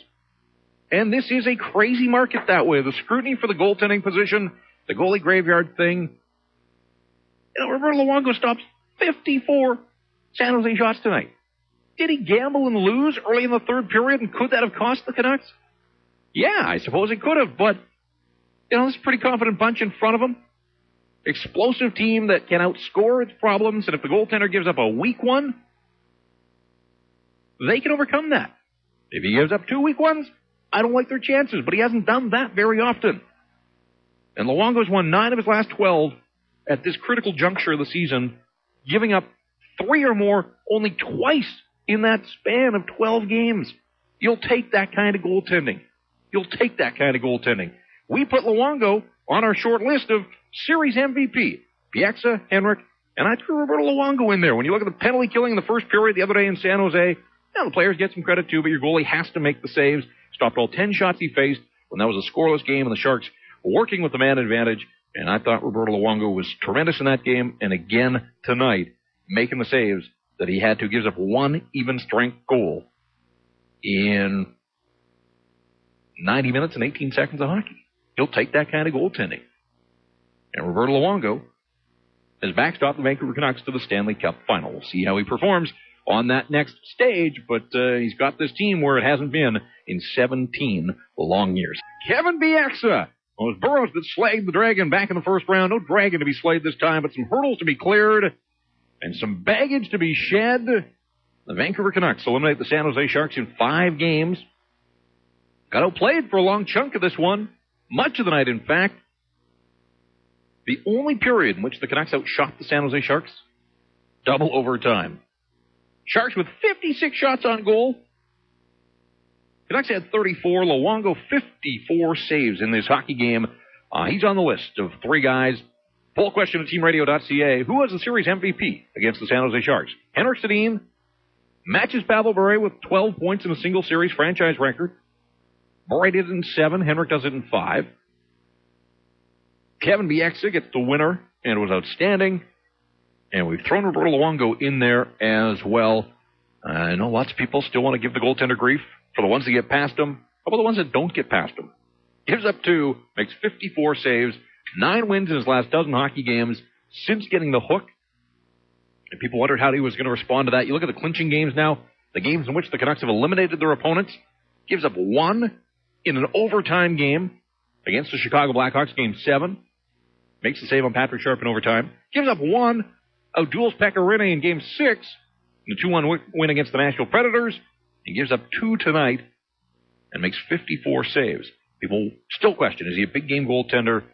Roberto Luongo has the Vancouver Canucks into the Stanley Cup final. He gets a chance to write this ending. He'll play a big role in the Vancouver Canucks' success in the next round. There are still people out there that will question whether he can win a cup until he's won a cup. Well, he gets his first shot, first crack at the Stanley Cup final now. Opponent to be determined. Playoff Game Night brought to you by the Boathouse. Jeff Patterson with you here to take your phone calls, and we will do that. If you're on the phone boards, hang on. We'll get you. Patience, please. I know people are saying, shut up, just get to the phone calls. Well, okay, well, let's do that then. Out to Dan in Vancouver. Start us off here this segment. You're on the Team 1040. Hey, Jeff, how you doing? Doing all right, thanks. Yeah. So, fantastic game. Just hit a couple points. First of all, on time of glass, as you were talking about earlier, I've been saying this for a while. I mean, I think he must be injured. It's the only thing I can think of. Yeah. He doesn't go into the corners. He doesn't battle. He doesn't forecheck. He doesn't hit. He just puts his stick out and kind of hopes. And it's starting to become very clear that he's got absolutely no more role in this team until he fixes his game. And I got to say, it's really nice to hear someone defend Luongo when he really shouldn't have to be defending himself anymore. I mean, this team has been winning the same way all season. It hasn't changed. It's amazing that people have such short memories. You know, it's sometimes it's the Sedin, sometimes it's Kessler, sometimes it's the bottom six, sometimes it's the defense, sometimes it's power play. Yeah, the power play, the penalty kill, and you're right. Sometimes it is Luongo. No, I agree. And the common thread is when they win, they give up 2 or fewer goals. And the thing about Canucks fans that really amazes me is that a lot of them has seen Luongo isn't really a part of the team. It's like, it's either Luongo loses, it's not like the Canucks lose, or Luongo wins, or it's not the Canucks win. When you're playing in the Stanley Cup Finals and you're getting this far, people have to realize that it's completely a team game. There's no individual effort. I mean, there are individual efforts, but if you don't have a team playing like a team, you're not going to get this far and you're not going to win. So that's my 2 points. All right, appreciate the call. And that's the point I bring up. Nobody really remembers how good or bad Cam Ward was from game to game. But you know that the Carolina Hurricanes won the first Stanley Cup out of the lockout. 5 years from now, does it matter that Roberto Luongo, gambled and bailed and he didn't bail, but he gambled and he lost and allowed San Jose to go up 3-2 or 2-1. But the Canucks win the hockey game. They're on to the Stanley Cup final. That one play doesn't cost the Canucks. And when you look at so many of the bad goals that he's allowed, very few have ultimately cost the Canucks. There was the one against Nashville in Game 2, Ryan Suter from behind the net. That allowed the Predators to get the game to overtime, and they won it. If that one doesn't go in, Canucks probably skate out of there with a 1-0 victory. So that one certainly came back to bite them. But, big picture stuff here, when you look at the bad goals that the Canucks have given up and the Luongo's given up, the offense has come through and outscored the issues, for the most part, on this hockey team. But I go back to the caller. The common thread, when the Canucks are at their best and when they're winning, they keep their opponent to 2 or fewer. Whether it's the penalty kill, whether it's Luongo, whether it's the guys in front of them, whether it's a combination of all those, when the Canucks hold their opponents to 2, they got enough offense to get that third one the way they did tonight. They had to go to double overtime to get it. It was a bit of a moldy one. Again, a year from now, 5 years from now, is it really going to matter? All Canuck fans care about is the fact that it counted, it found the back of the net. It was a strange one, there's no doubt. And the Sharks, I was in their locker room, working their locker room after the game. Completely bewildered. I don't think many of them had seen a replay of the winner in double overtime. I think a lot of them still didn't know exactly what had happened. They got covered in confetti. They knew that the goal stood. Handshake time. But I don't think many of them knew exactly what had hit them there to end their season prematurely. Anthony Niemi shakes hands on the wrong side of things for the first time in his Stanley Cup playoff career. Ran the table last year with the Chicago Blackhawks. His season comes to an end here in round number 3 tonight. How about the Sharks? They won their first 4 games on the road to start the playoffs. 3 games in Los Angeles, 1 in Detroit. Win their first 4 road games. Lose their last 5, including all 3 in Vancouver. And they had a lead in all 3 of those games. Scored first in the first 2. Couldn't sustain it. Got up 2-1 in the third period here tonight. And again, left the Canucks back in. And that's been a problem for San Jose all season long. It was a storyline coming in. It was a storyline throughout this series. You go back to Game 1. This is a team that had trouble protecting third period leads. What happened tonight? Did the Canucks get a bit of a break with the icing? Was it an icing? Was it not an icing? Did it deflect off of one of the Twins? Yeah, it appeared to. When you look at the highlights, Canucks able to cash in on the break. San Jose still had a chance to win the faceoff and clear the puck, and they couldn't get it done. Canucks did. And they win it by a score 3-2. They're off to the Stanley Cup final. Let's go back to the phones. Out to Langley. Brian, you're on the Team 1040. Jeff, first things first, you're a purebred beauty for staying up this late, so thank you very much. Sleep's overrated. Yeah, exactly. You can sleep when you're dead. Yeah. Anyways, I just wanted to say about Luongo. I think he's been playing spectacular. He's made a couple mistakes, but who hasn't? And I mean, you look at the other goaltenders in the playoffs. You've got, I mean, obviously Niemi, he's out of there. But you've got Tim Thomas, you've got Smith, and you've got Rolliston. And out of all those goalies, I'd gladly pick Luongo out of them. So that's my thought. Yeah. Secondly, I just want to hear your comments. Who would you like to see the Canucks play? And yeah, like where do you see this going? Are the Canucks winning it? You tell me right now, Jeff. I'll hang up and listen to your comments. I'd like to know who they're playing before I make that prediction. I think I want to see the Boston Bruins. I outlined, a number of the great storylines from Mark Recchi to Milan Lucic, Cam Neely, obviously the ties there, an original six team. I like the historical value that you get in the Boston Bruins. I also like the Matthias Ohlund storyline. Tampa, one of those teams that we don't see very much, obviously. But to get a chance to see Marty St. Louis and Vincent LeCavalier do their thing, Stamkos. There are storylines both ways. Right now, though, I think I am inclined to want to see the Boston Bruins, but that doesn't preclude Tampa from rising up tomorrow night, forcing into a seventh game and getting the job done. It's going to be settled out on the ice. It doesn't matter what I think, and I will be an interested observer whoever comes this way to start the Stanley Cup final. And again, when you win the President's Trophy, you earn the right to start every series you play in the playoffs on home ice. And the Vancouver Canucks, best National Hockey League team of the regular season, at home, now 7-3 in these playoffs. Played 10 games on home ice. They're 7-3 in the postseason, so 700 winning percentage on home ice. Again, that's where you kind of want it to be, somewhere in that neighborhood, and that's where the Canucks are. So they're playing well at home. They win all 3 games against the San Jose Sharks on home ice. And they're moving on. The Sharks are headed home. Danny Heatley, better tonight. Looked interested. I'll give him that. But no goals from Heatley, no goals from Pavelski, no goals from Torrey Mitchell. In 9 Western Conference Final games this year and last. Swept last year, 5 games this year. Heatley, Pavelski, Mitchell. 3 top 9 forwards for the San Jose Sharks in 9 Western Conference Final games. No goals. 1-8. The Sharks in that time. Let's carry on here. Get back to the phones. Playoff game night brought to you by the Boathouse. Out to Burnaby. Zane, go ahead. You're on the Team 1040. Hey, Jeff. How are you? Doing all right. Good. Yeah, just one comment regarding Luongo. When we first traded for him, I believe it was for Bertuzzi. It was. Wasn't it touted that he would actually eventually somehow take us to where we're at today? That was the idea. That was the bill of goods that we were sold anyway. So it's a good thing that this reality is happening now.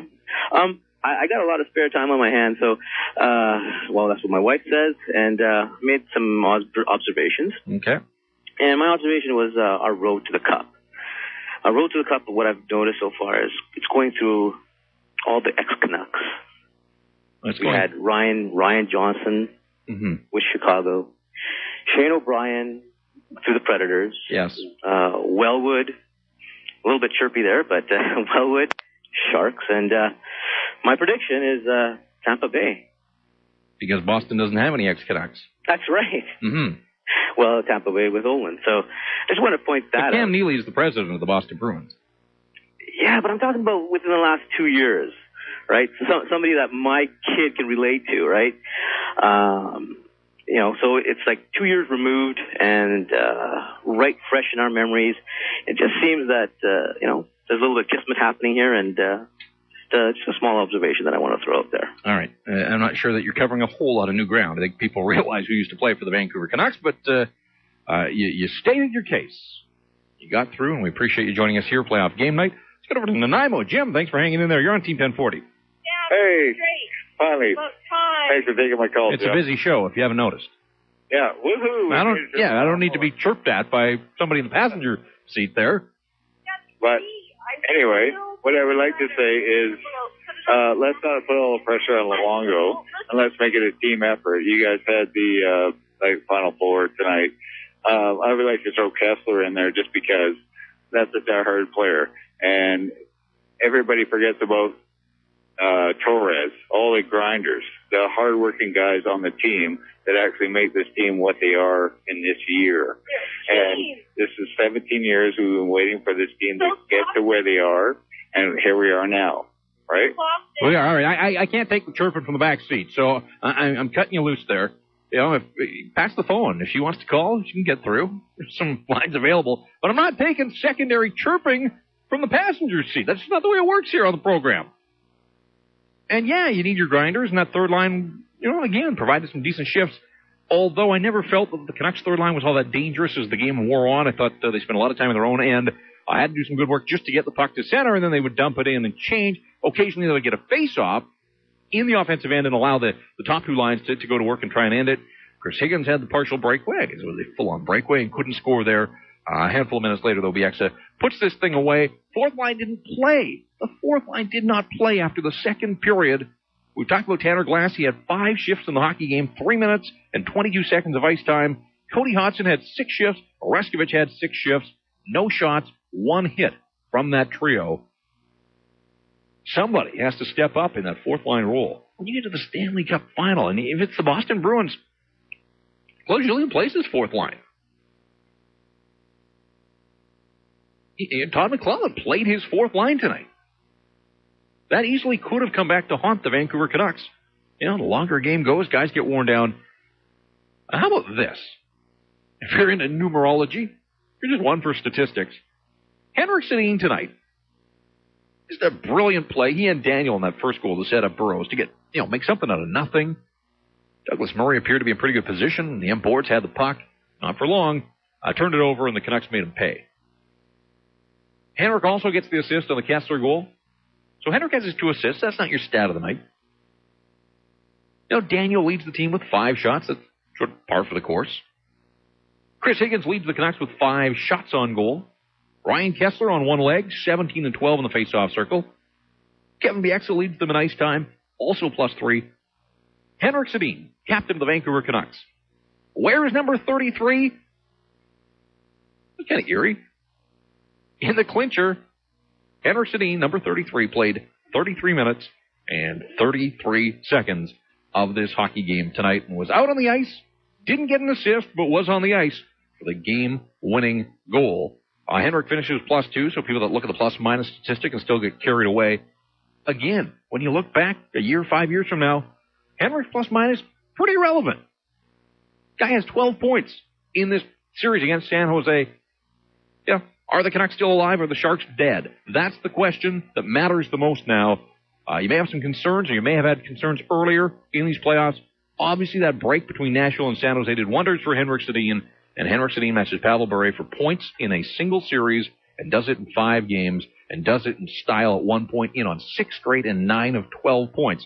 So the offense clearly flowing through the captain of the Vancouver Canucks continues to lead the Stanley Cup playoffs in scoring and is in that discussion now for Hart. Well, it's the reigning Hart Trophy winner, but in the discussion now for Conn Smythe winners, but still some hockey to be played. Let's carry on the phone boards out to Maple Ridge. Ian, you're up next here on the Team 1040.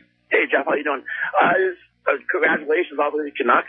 Super happy. Been a long-time Canucks fan, and really happy that they're actually going to the Cup again. A couple of things I would just want to make comment. Kevin Bieksa really had a lot of questions about him a couple of years ago. He has come into his own in this playoff, and really happy with his play, and I'm not going to question him anymore. And Luongo, for all the people that continually question Luongo, the reason he has done better, I think, than any other goalie that's been put under the spotlight in this hockey town is he keeps such composure, and he's so professional, and it doesn't seem to rattle him when he has, something go wrong or a bad game or like tonight, a bad goal. And I think that's going to make the difference for him finally, and maybe the Olympics is what maybe turn that tide for him to be able to deal with that kind of pressure, and I think that's going to be huge for him. And I wish all the Canucks fans that always get on Luongo would just appreciate how professional the man is, and what a great goalie he is. He's not going to save them all. He's going to make mistakes, but every goalie does. I mean, that's they're the last line of defense, and you're always going to see that. One more comment is the officiating. we were talking about it, I think, the other day, Jeff. I got cut off by you, but I was watching the Tampa Bay-Boston series, and the difference between officiating from that series to when I watched the series tonight, the officiating was pretty good, but they let everything we were watching the Tampa Bay-Boston game the other night, and they let so much more go than when I've been watching the Canucks series, and it's for a guy on the ice, I don't know how they're going to ever know what's a penalty and what's not a penalty. I hope the officiating doesn't come into play in the finals, and I hope to get a pair of referees that referee the same, have the same personalities, and basically can let the game flow and not slow it down. Well, they're down to the final 8 referees. It's the same guys working east and west, so it's not different crews. The guys that worked last night's game in Tampa, I think, were the guys that worked Friday night's game number 3 of the Canucks Sharks series. Yeah. So they're moving them back and forth. So it's not amazing. Yeah, right, but it's not different though. But it's the same guys. It's not. They don't have Eastern referees and Western referees, and then get to the Stanley Cup final, and it's not like the American and the National League in baseball. And these guys are supposed to be the best of the best. They're being graded by their supervisors. They're playing for playoff. They want to get to the Stanley Cup final as well. And so it's the same guy. It's just a question of, how do they call hockey games? Is there a flow to the hockey game? No penalties called after the second period tonight. And there were some penalties. There were penalties both ways. They just weren't called. So the referees tonight, Stephen Wackham and Steve Kazari, electing to let the Canucks and the Sharks do their thing. By the way, for what it's worth, Canucks now 4-0 in games that are worked by Kazari and Wackham. They've worked together 3 times. They've worked Canuck games with other partners as well on one occasion apiece. And the Vancouver Canucks 4-0 with that tandem. Maybe those guys are the good luck charms to have on your side. If the officials are on your side, although some would say, hey, well, San Jose had 4 power plays tonight. Canucks had just 1. Officials weren't working with them tonight. Canucks penalty killing very good as the last couple of games unfolded here in this series. Canucks killed off 8 of the last 9 San Jose penalties, and you know what happened with power plays on Sunday afternoon. Canucks went to work and slaughtered the Sharks. It's playoff game night. It's brought to you the Boathouse. Jeff Patterson here in our hockey headquarters, Team 1040 studios. Brendan Batchelor working behind the boards. He's the voice that you're going to hear if you ring those phones. Stand up late with me and you. 604-280-TEAM. Star Team on the cell into the final hour of playoff game night. 107 on a Wednesday morning after the Vancouver Canucks eliminate the San Jose Sharks, advance to the Stanley Cup final. 3-2 is the final in double overtime. You know that by now. We're here to get your reaction, gauge your response to what you saw in the hockey game, in the series, in the playoffs to this point. It's playoff game night. It's brought to you by the Boathouse. And again, if you're looking for a place to watch Tampa and Boston, Game 6 of the Eastern Final, later on today, check out the Boathouse Bar. Happy hour every day from 3 until 6. Happy's just $2.99. Daily beer and cocktail specials for $4.99. And a reminder, the live on location Canucks playoff coverage, both home and away, sponsored by River Rock Casino Resort, official casino resort of the Vancouver Canucks. And our guys will be on the road again, but by virtue of winning the President's Trophy, Canucks will start the Stanley Cup final on home ice. Don't know who they'll be playing, don't know when they'll be playing yet, but when they go on the road, our guys will be there as they have been every step of the way. Chicago, Nashville, San Jose, and now either Boston or Tampa. So I'm sure they've got the bags packed and a fair bit of travel. But hey, when we all got into this business, it was for this time of year. It is the best time of the year. Canucks have adopted that slogan. This is what we live for. I think any hockey fan, and there's a hockey fan in all of us as well. I mean, that's why we got interested in the game and in this business. It is the best time of the year, and for the first time in 17 years, Stanley Cup Final will include the Vancouver Canucks. Email coming in from Brett. My apologies, battery on the cell died. Here in Minneapolis, enjoy the show significantly. It was terrific. We've been getting a lot of calls the other day after game number 4 in San Jose. I had callers from Minneapolis, St. Paul area. We had somebody from Albany, New York, somebody in Providence, Rhode Island as well.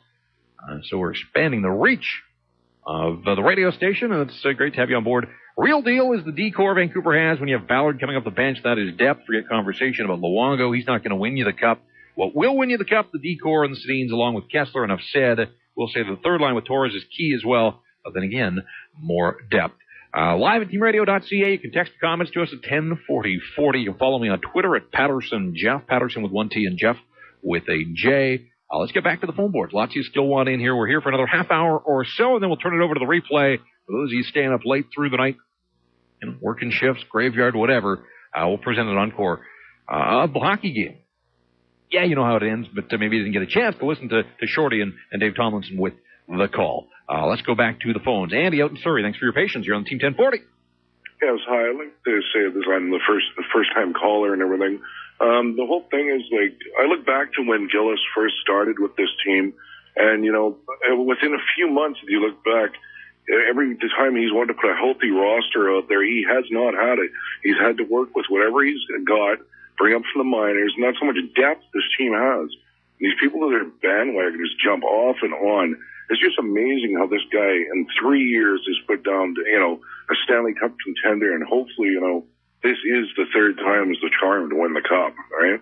But this team is, like, it's so far, I think, a lot more bigger in depth than the 94 team. I mean, 94 team had good players and everything, but when you look at this team the way it is now, when we thought we were going to be finally healthy this year, this crazy injury happens to Malhotra, right? And the team goes, you know, like, this situation where it looked like it was all going to come together.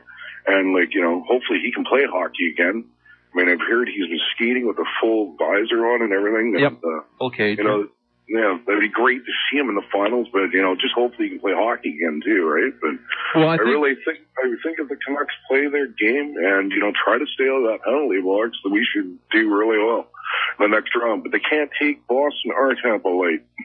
Hey, this team, I don't think this team will not take its next opponent lightly. 17 years to get to the Stanley Cup final.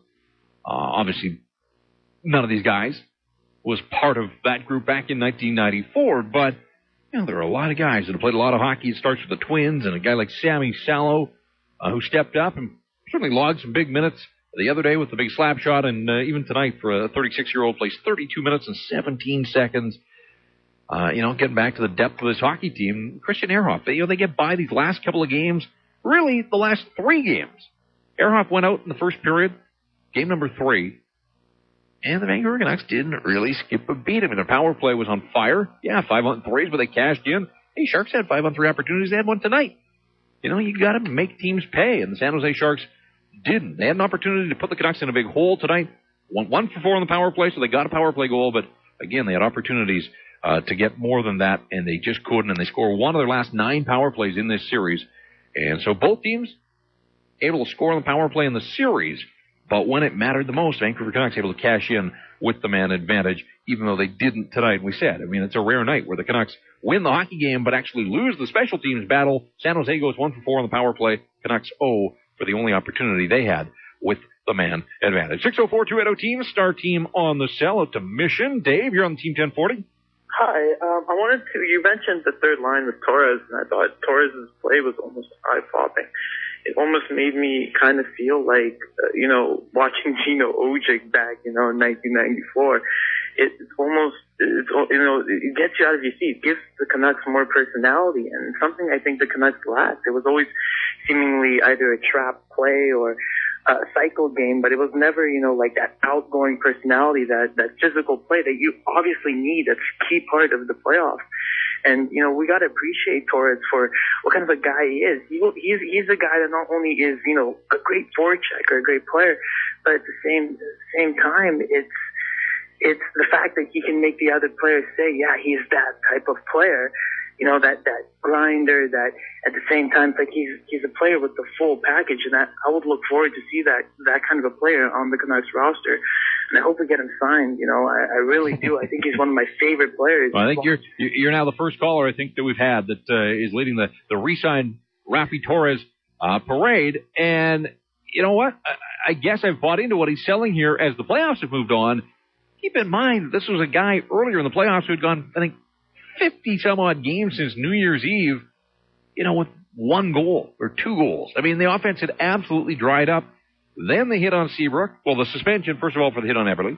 Then they hit on Seabrook. And for the rest of that Chicago series, confused. I mean, he really didn't look like a guy that knew what he was allowed to get away with, what he was supposed to be doing on the ice. He looked gun-shy.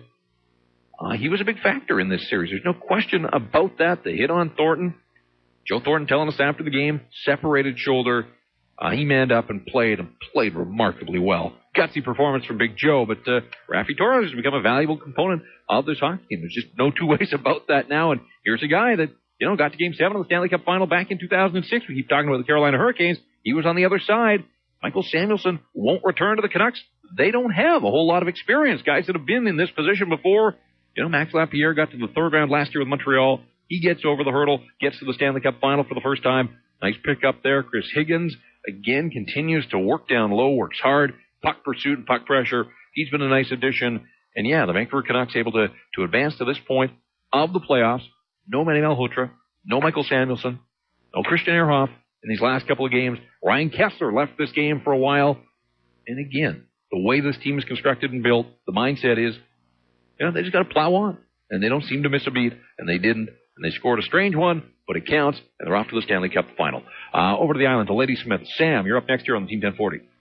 Hi. Hi there. What a nail biter. Every time they play, it's a nail biter. I'm so glad they're not slacking off. They have such a good attitude. I'm so proud of them. They got this far. Yes, we can all talk about this, that, but you know what? They got this far, and we're rejoicing in this. This is great. I love it. All right. Well, that's why fans follow these teams and invest emotionally. Driving down the street with giant flags in the back of their trucks and doing this, and you know what? Love your radio show. Love your controversy. Love your talking. This is great. Controversy. We all need. Times are tough right now, and you know what? We are loving this. All right. Well, hey, appreciate you staying up late. Controversy. Now, some nights. I don't think we've been terribly controversial tonight. Question, why Tanner Glass remains in the lineup?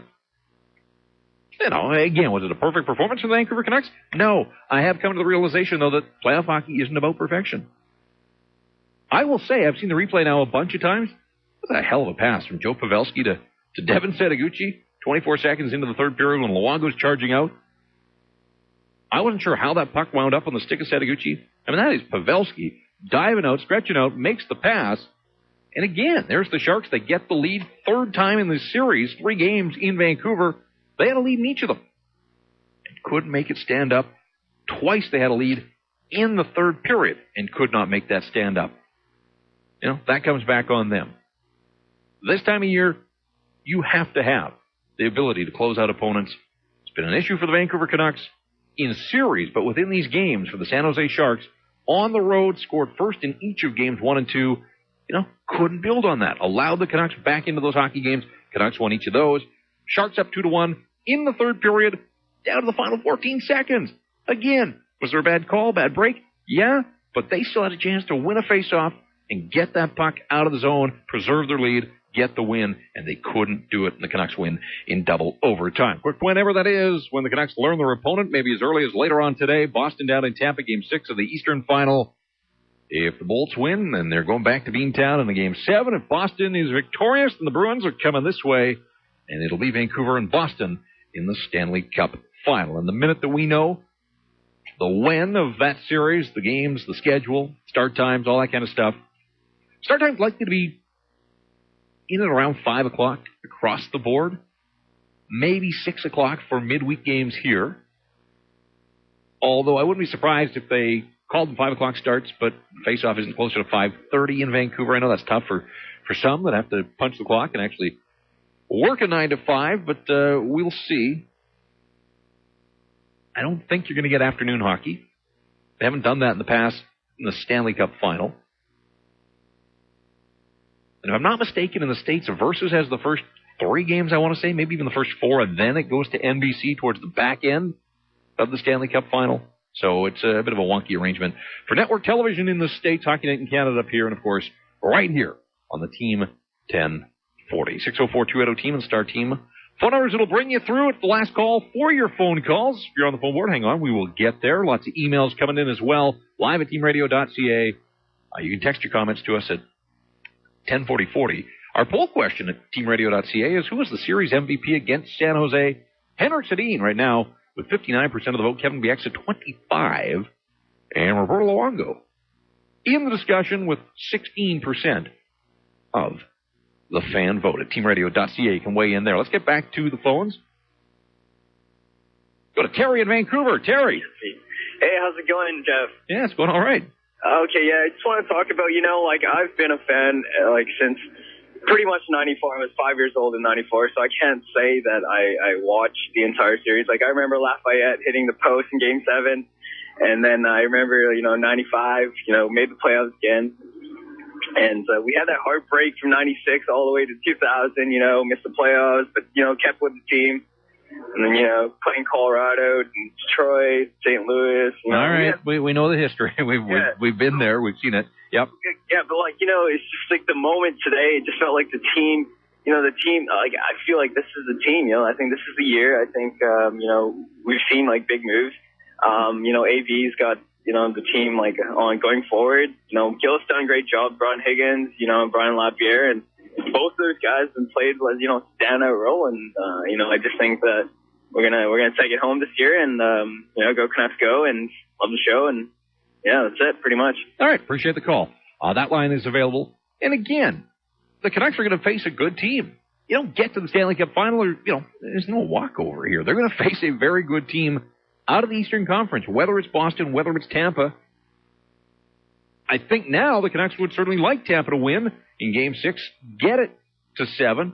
More rest for guys like Ryan Kessler, who appeared to injure himself in the hockey game, even though he finished and scored the tying goal. But, he looked like he was skating at half to three-quarter speed for much of the hockey game. The other thing is 2 more games. Travel up and down the East Coast, more wear and tear. It played in to this San Jose series that the Sharks had to go 7 against Detroit. The Canucks series getting shorter as they go here, 7 in the first round, 6. They get a short one. It's been well documented that every team since 1987 that has won the Stanley Cup has had a round of 4 or 5 in there at some point. You need your break, you need your rest. And the Vancouver Canucks get their 5-round series here against the San Jose Sharks, taking them out in double overtime. First overtime in a while since Game 3 against the Nashville series. So maybe they were due. First time in these playoffs that the Sharks lose in overtime, which is interesting. Picked the wrong time there. But they had won the first 5 overtime games that they had played. And the San Jose Sharks win 9 games, 5 of them in overtime. So, not a ton of convincing wins. Again, you don't have to be convincing from game to game. You just got to find a way to win. But San Jose Sharks win 5 of their 9 games in the playoffs. In OT, maybe they were due. And speaking of being due, may not agree with this, just throw it out there. When you look at all the bad goals that have gone in at the Vancouver Canucks end of the ice, banking them in off Luongo, over the net off Alex Edler and in, maybe the Canucks were due to get a lucky one. And they got the luckiest one of all. I don't think we've seen a stranger goal here in the playoffs.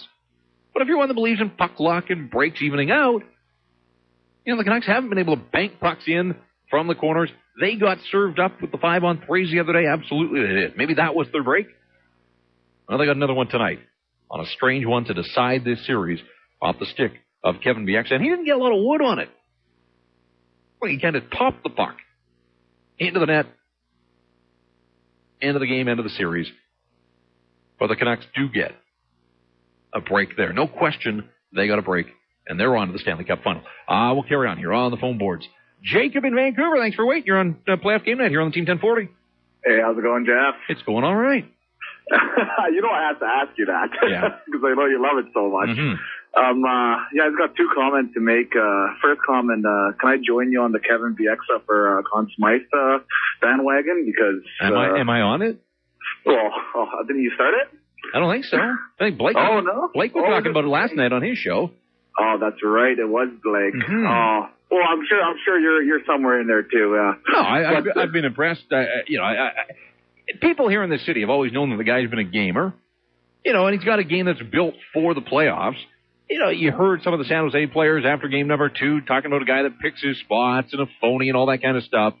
I think there's a lot of guys in the National Hockey League that those words apply to, and maybe Bieksa's lumped in there, but you know what? He came to play and played his rear end off in this series and has throughout these playoffs. And he and Dan Hamhuis as a shutdown pair have been terrific. So, I think that he's on the periphery of that discussion. He would have to have one hell of a Stanley Cup final, I think, to supplant Henrik Sedin or Ryan Kessler or, San Louis on the other side or Boston, whoever their candidate is. But I'm not going to say that he's not in the discussion, that he's not on the radar. He has been terrific. And, the point was made earlier on the post-game show that, Henrik had a tough series against Nashville. Up until the last couple of games, Kessler hadn't done a whole lot. Start to finish in these playoffs, maybe no Canuck has been more consistent than Kevin Bieksa. That's the scary part, that Bieksa was probably one of our most inconsistent players for years now, and he comes in, he's probably our most consistent player now, which is kind of hilarious. One more comment. After that goal, after me screaming my lungs out, I was thinking, wouldn't it be great if that was Tommy Larscheid having that call with Shorty, or just having him a part of it, because he was waiting for that call for a while, and he didn't get the job at this year, and it would be great to see him call that, but I guess it can't really happen. So I don't know. I think Tommy Larscheid would have had one hell of a call there also. Well, I'm going to say, stay tuned to your radio. I'm almost certain that you're going to hear from Tom Larscheid here on the Team 1040 in the next week or so as the Canucks get ready for the Stanley Cup final. He's been on a couple of times throughout the season, kept a pretty low profile, but it was terrific to hear him just ahead of the playoffs. And again, he has been, not involved, but a keen observer. I mean, you don't do this job for the 33 years that he did it and then walk away and turn your back on the hockey team. I mean, he's good friends with so many of the players, have been around them for years. You know that he's emotionally invested. And I'm sure wherever he was watching tonight, Tommy Larscheid with a huge smile on his face. And I'm glad you brought it up, because a colleague of mine for more than a decade on the broadcasts at the other radio station and here as well. And brought a lot of excitement to the job, no question about that. And, talk about a guy that will celebrate and have a reason to celebrate if the Canucks are finally able to get the job done. So, think about Tommy Larscheid here. Yeah, it's too bad. I mean, Dave's doing a nice job in the broadcast booth, but 1 year too late as far as Tom was concerned. But you know that he's enjoying this run, watching out in Richmond. I think he's based still in Richmond. He's around town, and my guess is you're going to hear him here on Team 1040 before too long. And it's fun. I mean, it's fun to get his thoughts on the state of this hockey team, and just to get some of his Tommyisms that we have missed here. Since he hasn't been on the air this season. 280-TEAM, 280-8326, star team on your cell. I know Marcus in Melbourne, Australia, has been trying to get through here. He keeps emailing and saying, I'm trying, but too busy on the phone board. Well, things have slowed down enough that Marcus grabbed himself a line. Let's get down under. Marcus, how are you? Good, Jeff. How are you, mate? I'm doing well. Good to talk to you. Finally got through. Yeah, that's it, mate. Yeah, it's great to finally get through and have a chat to you at last. It's fantastic. What I wanted to talk about was Luongo's play. I think he's been absolutely exemplary this playoff season. I know he cops a fair bit of criticism over there, but look, have a look at how he has played. I know there was a couple of howlers in there with the Chicago series, but to me, I don't really think that. That was Luongo's fault, a lot of that. I think we broke down badly defensively in those few games, and look, he bounced pretty well, all things considered, and that would have really been playing on his mind, regardless of what he says in the media. I think he showed an enormous amount of resolve there, and I think he's led his team pretty well at the back end there. What are your thoughts on that, firstly? Well, and I've talked about, the guy's won 9 of his last 12 games, as is the hockey team in front of him, but you can't ask for a whole lot more than that. He's given up more than 3 goals in 2 of the last dozen games that he's played.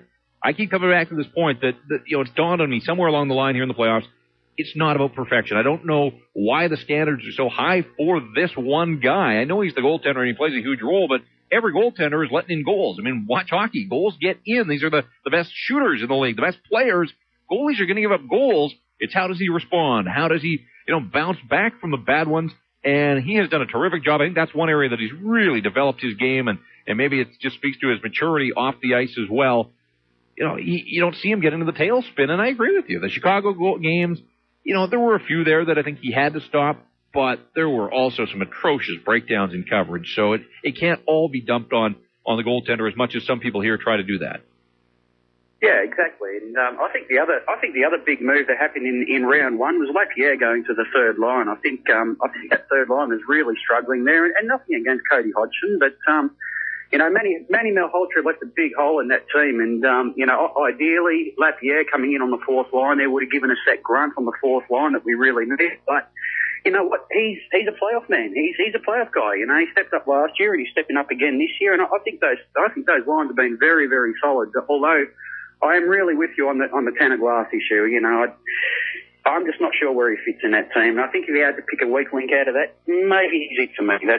That's my thoughts. All right. Hey, great to get you finally through. Thanks for all the emails. Keep them coming. Melbourne, Australia. Marcus is a regular listener and has been sending us emails saying that he couldn't get through, but glad he picked a soft spot in the phone board and was able to finally connect with us here at Playoff Game Night on the Team 1040. We're around for another 10 minutes or so we'll try to work in as many calls as we can. And, again, we'll see what the Canucks do. They got some time off here to start looking at opponents. They'll be heavily scouting. I'm sure they're already scouting in person, but Alain Vigneault and his coaching staff can sit back and watch Boston and Tampa Bay in Game 6 later on today and start trying to pick apart some of the matchups and try to figure out what kind of lineup the Canucks might want to ice. I think Tampa would be an up-and-down game, more of a track meet. Boston Bruins were impressive when they came through here in February.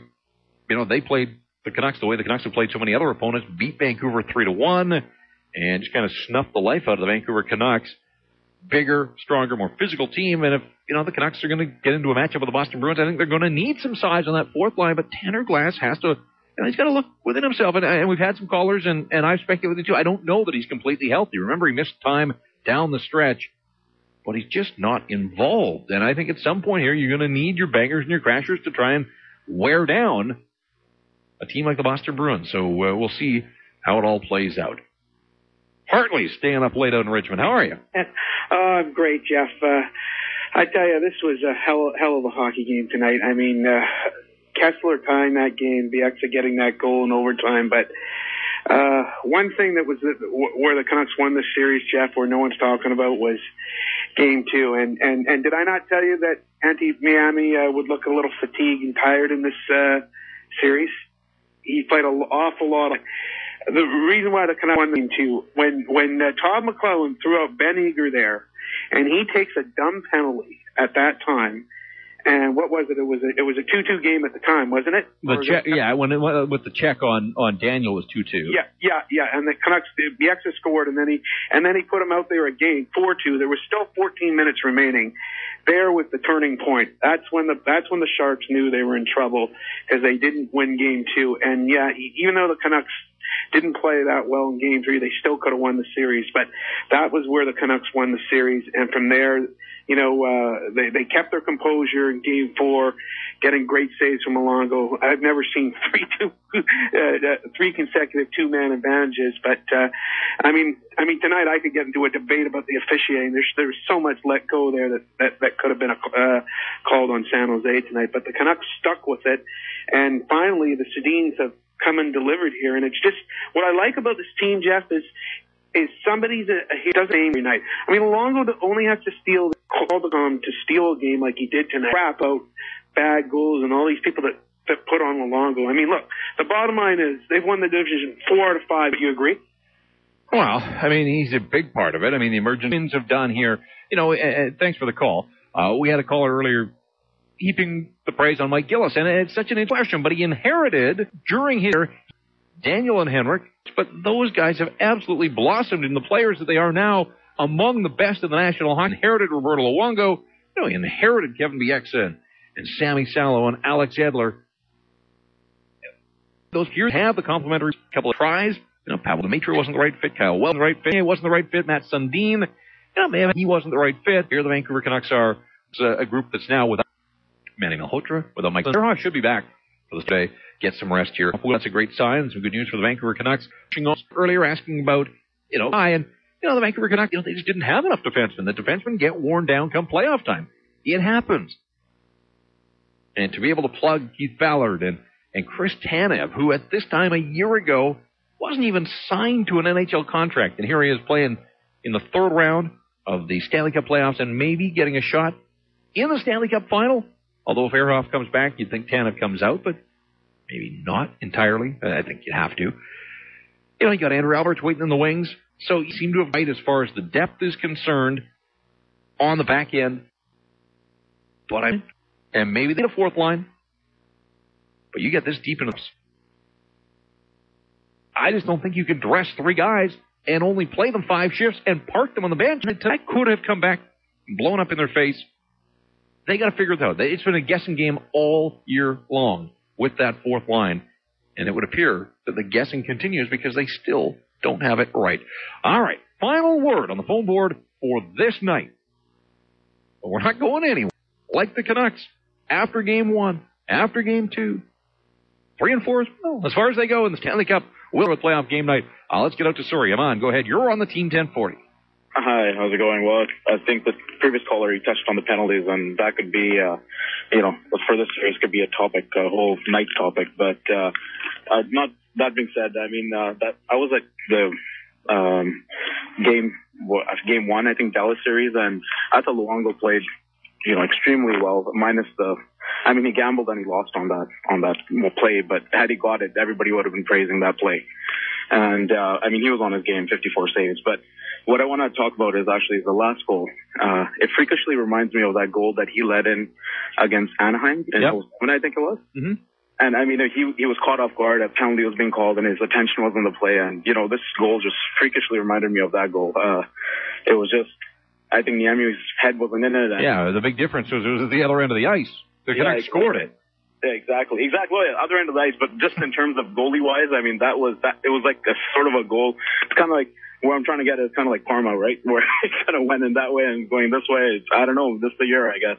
Yeah, who knows? As I said, you could make the case that the Canucks were due to get a strange one, just given the ones that had bounced in off Canuck players and off Luongo himself. But at the same time, I think you could build a case that they got their break in spades the other day with 3 5-on-3s, and we're able to cash in on all 3 of them. All right.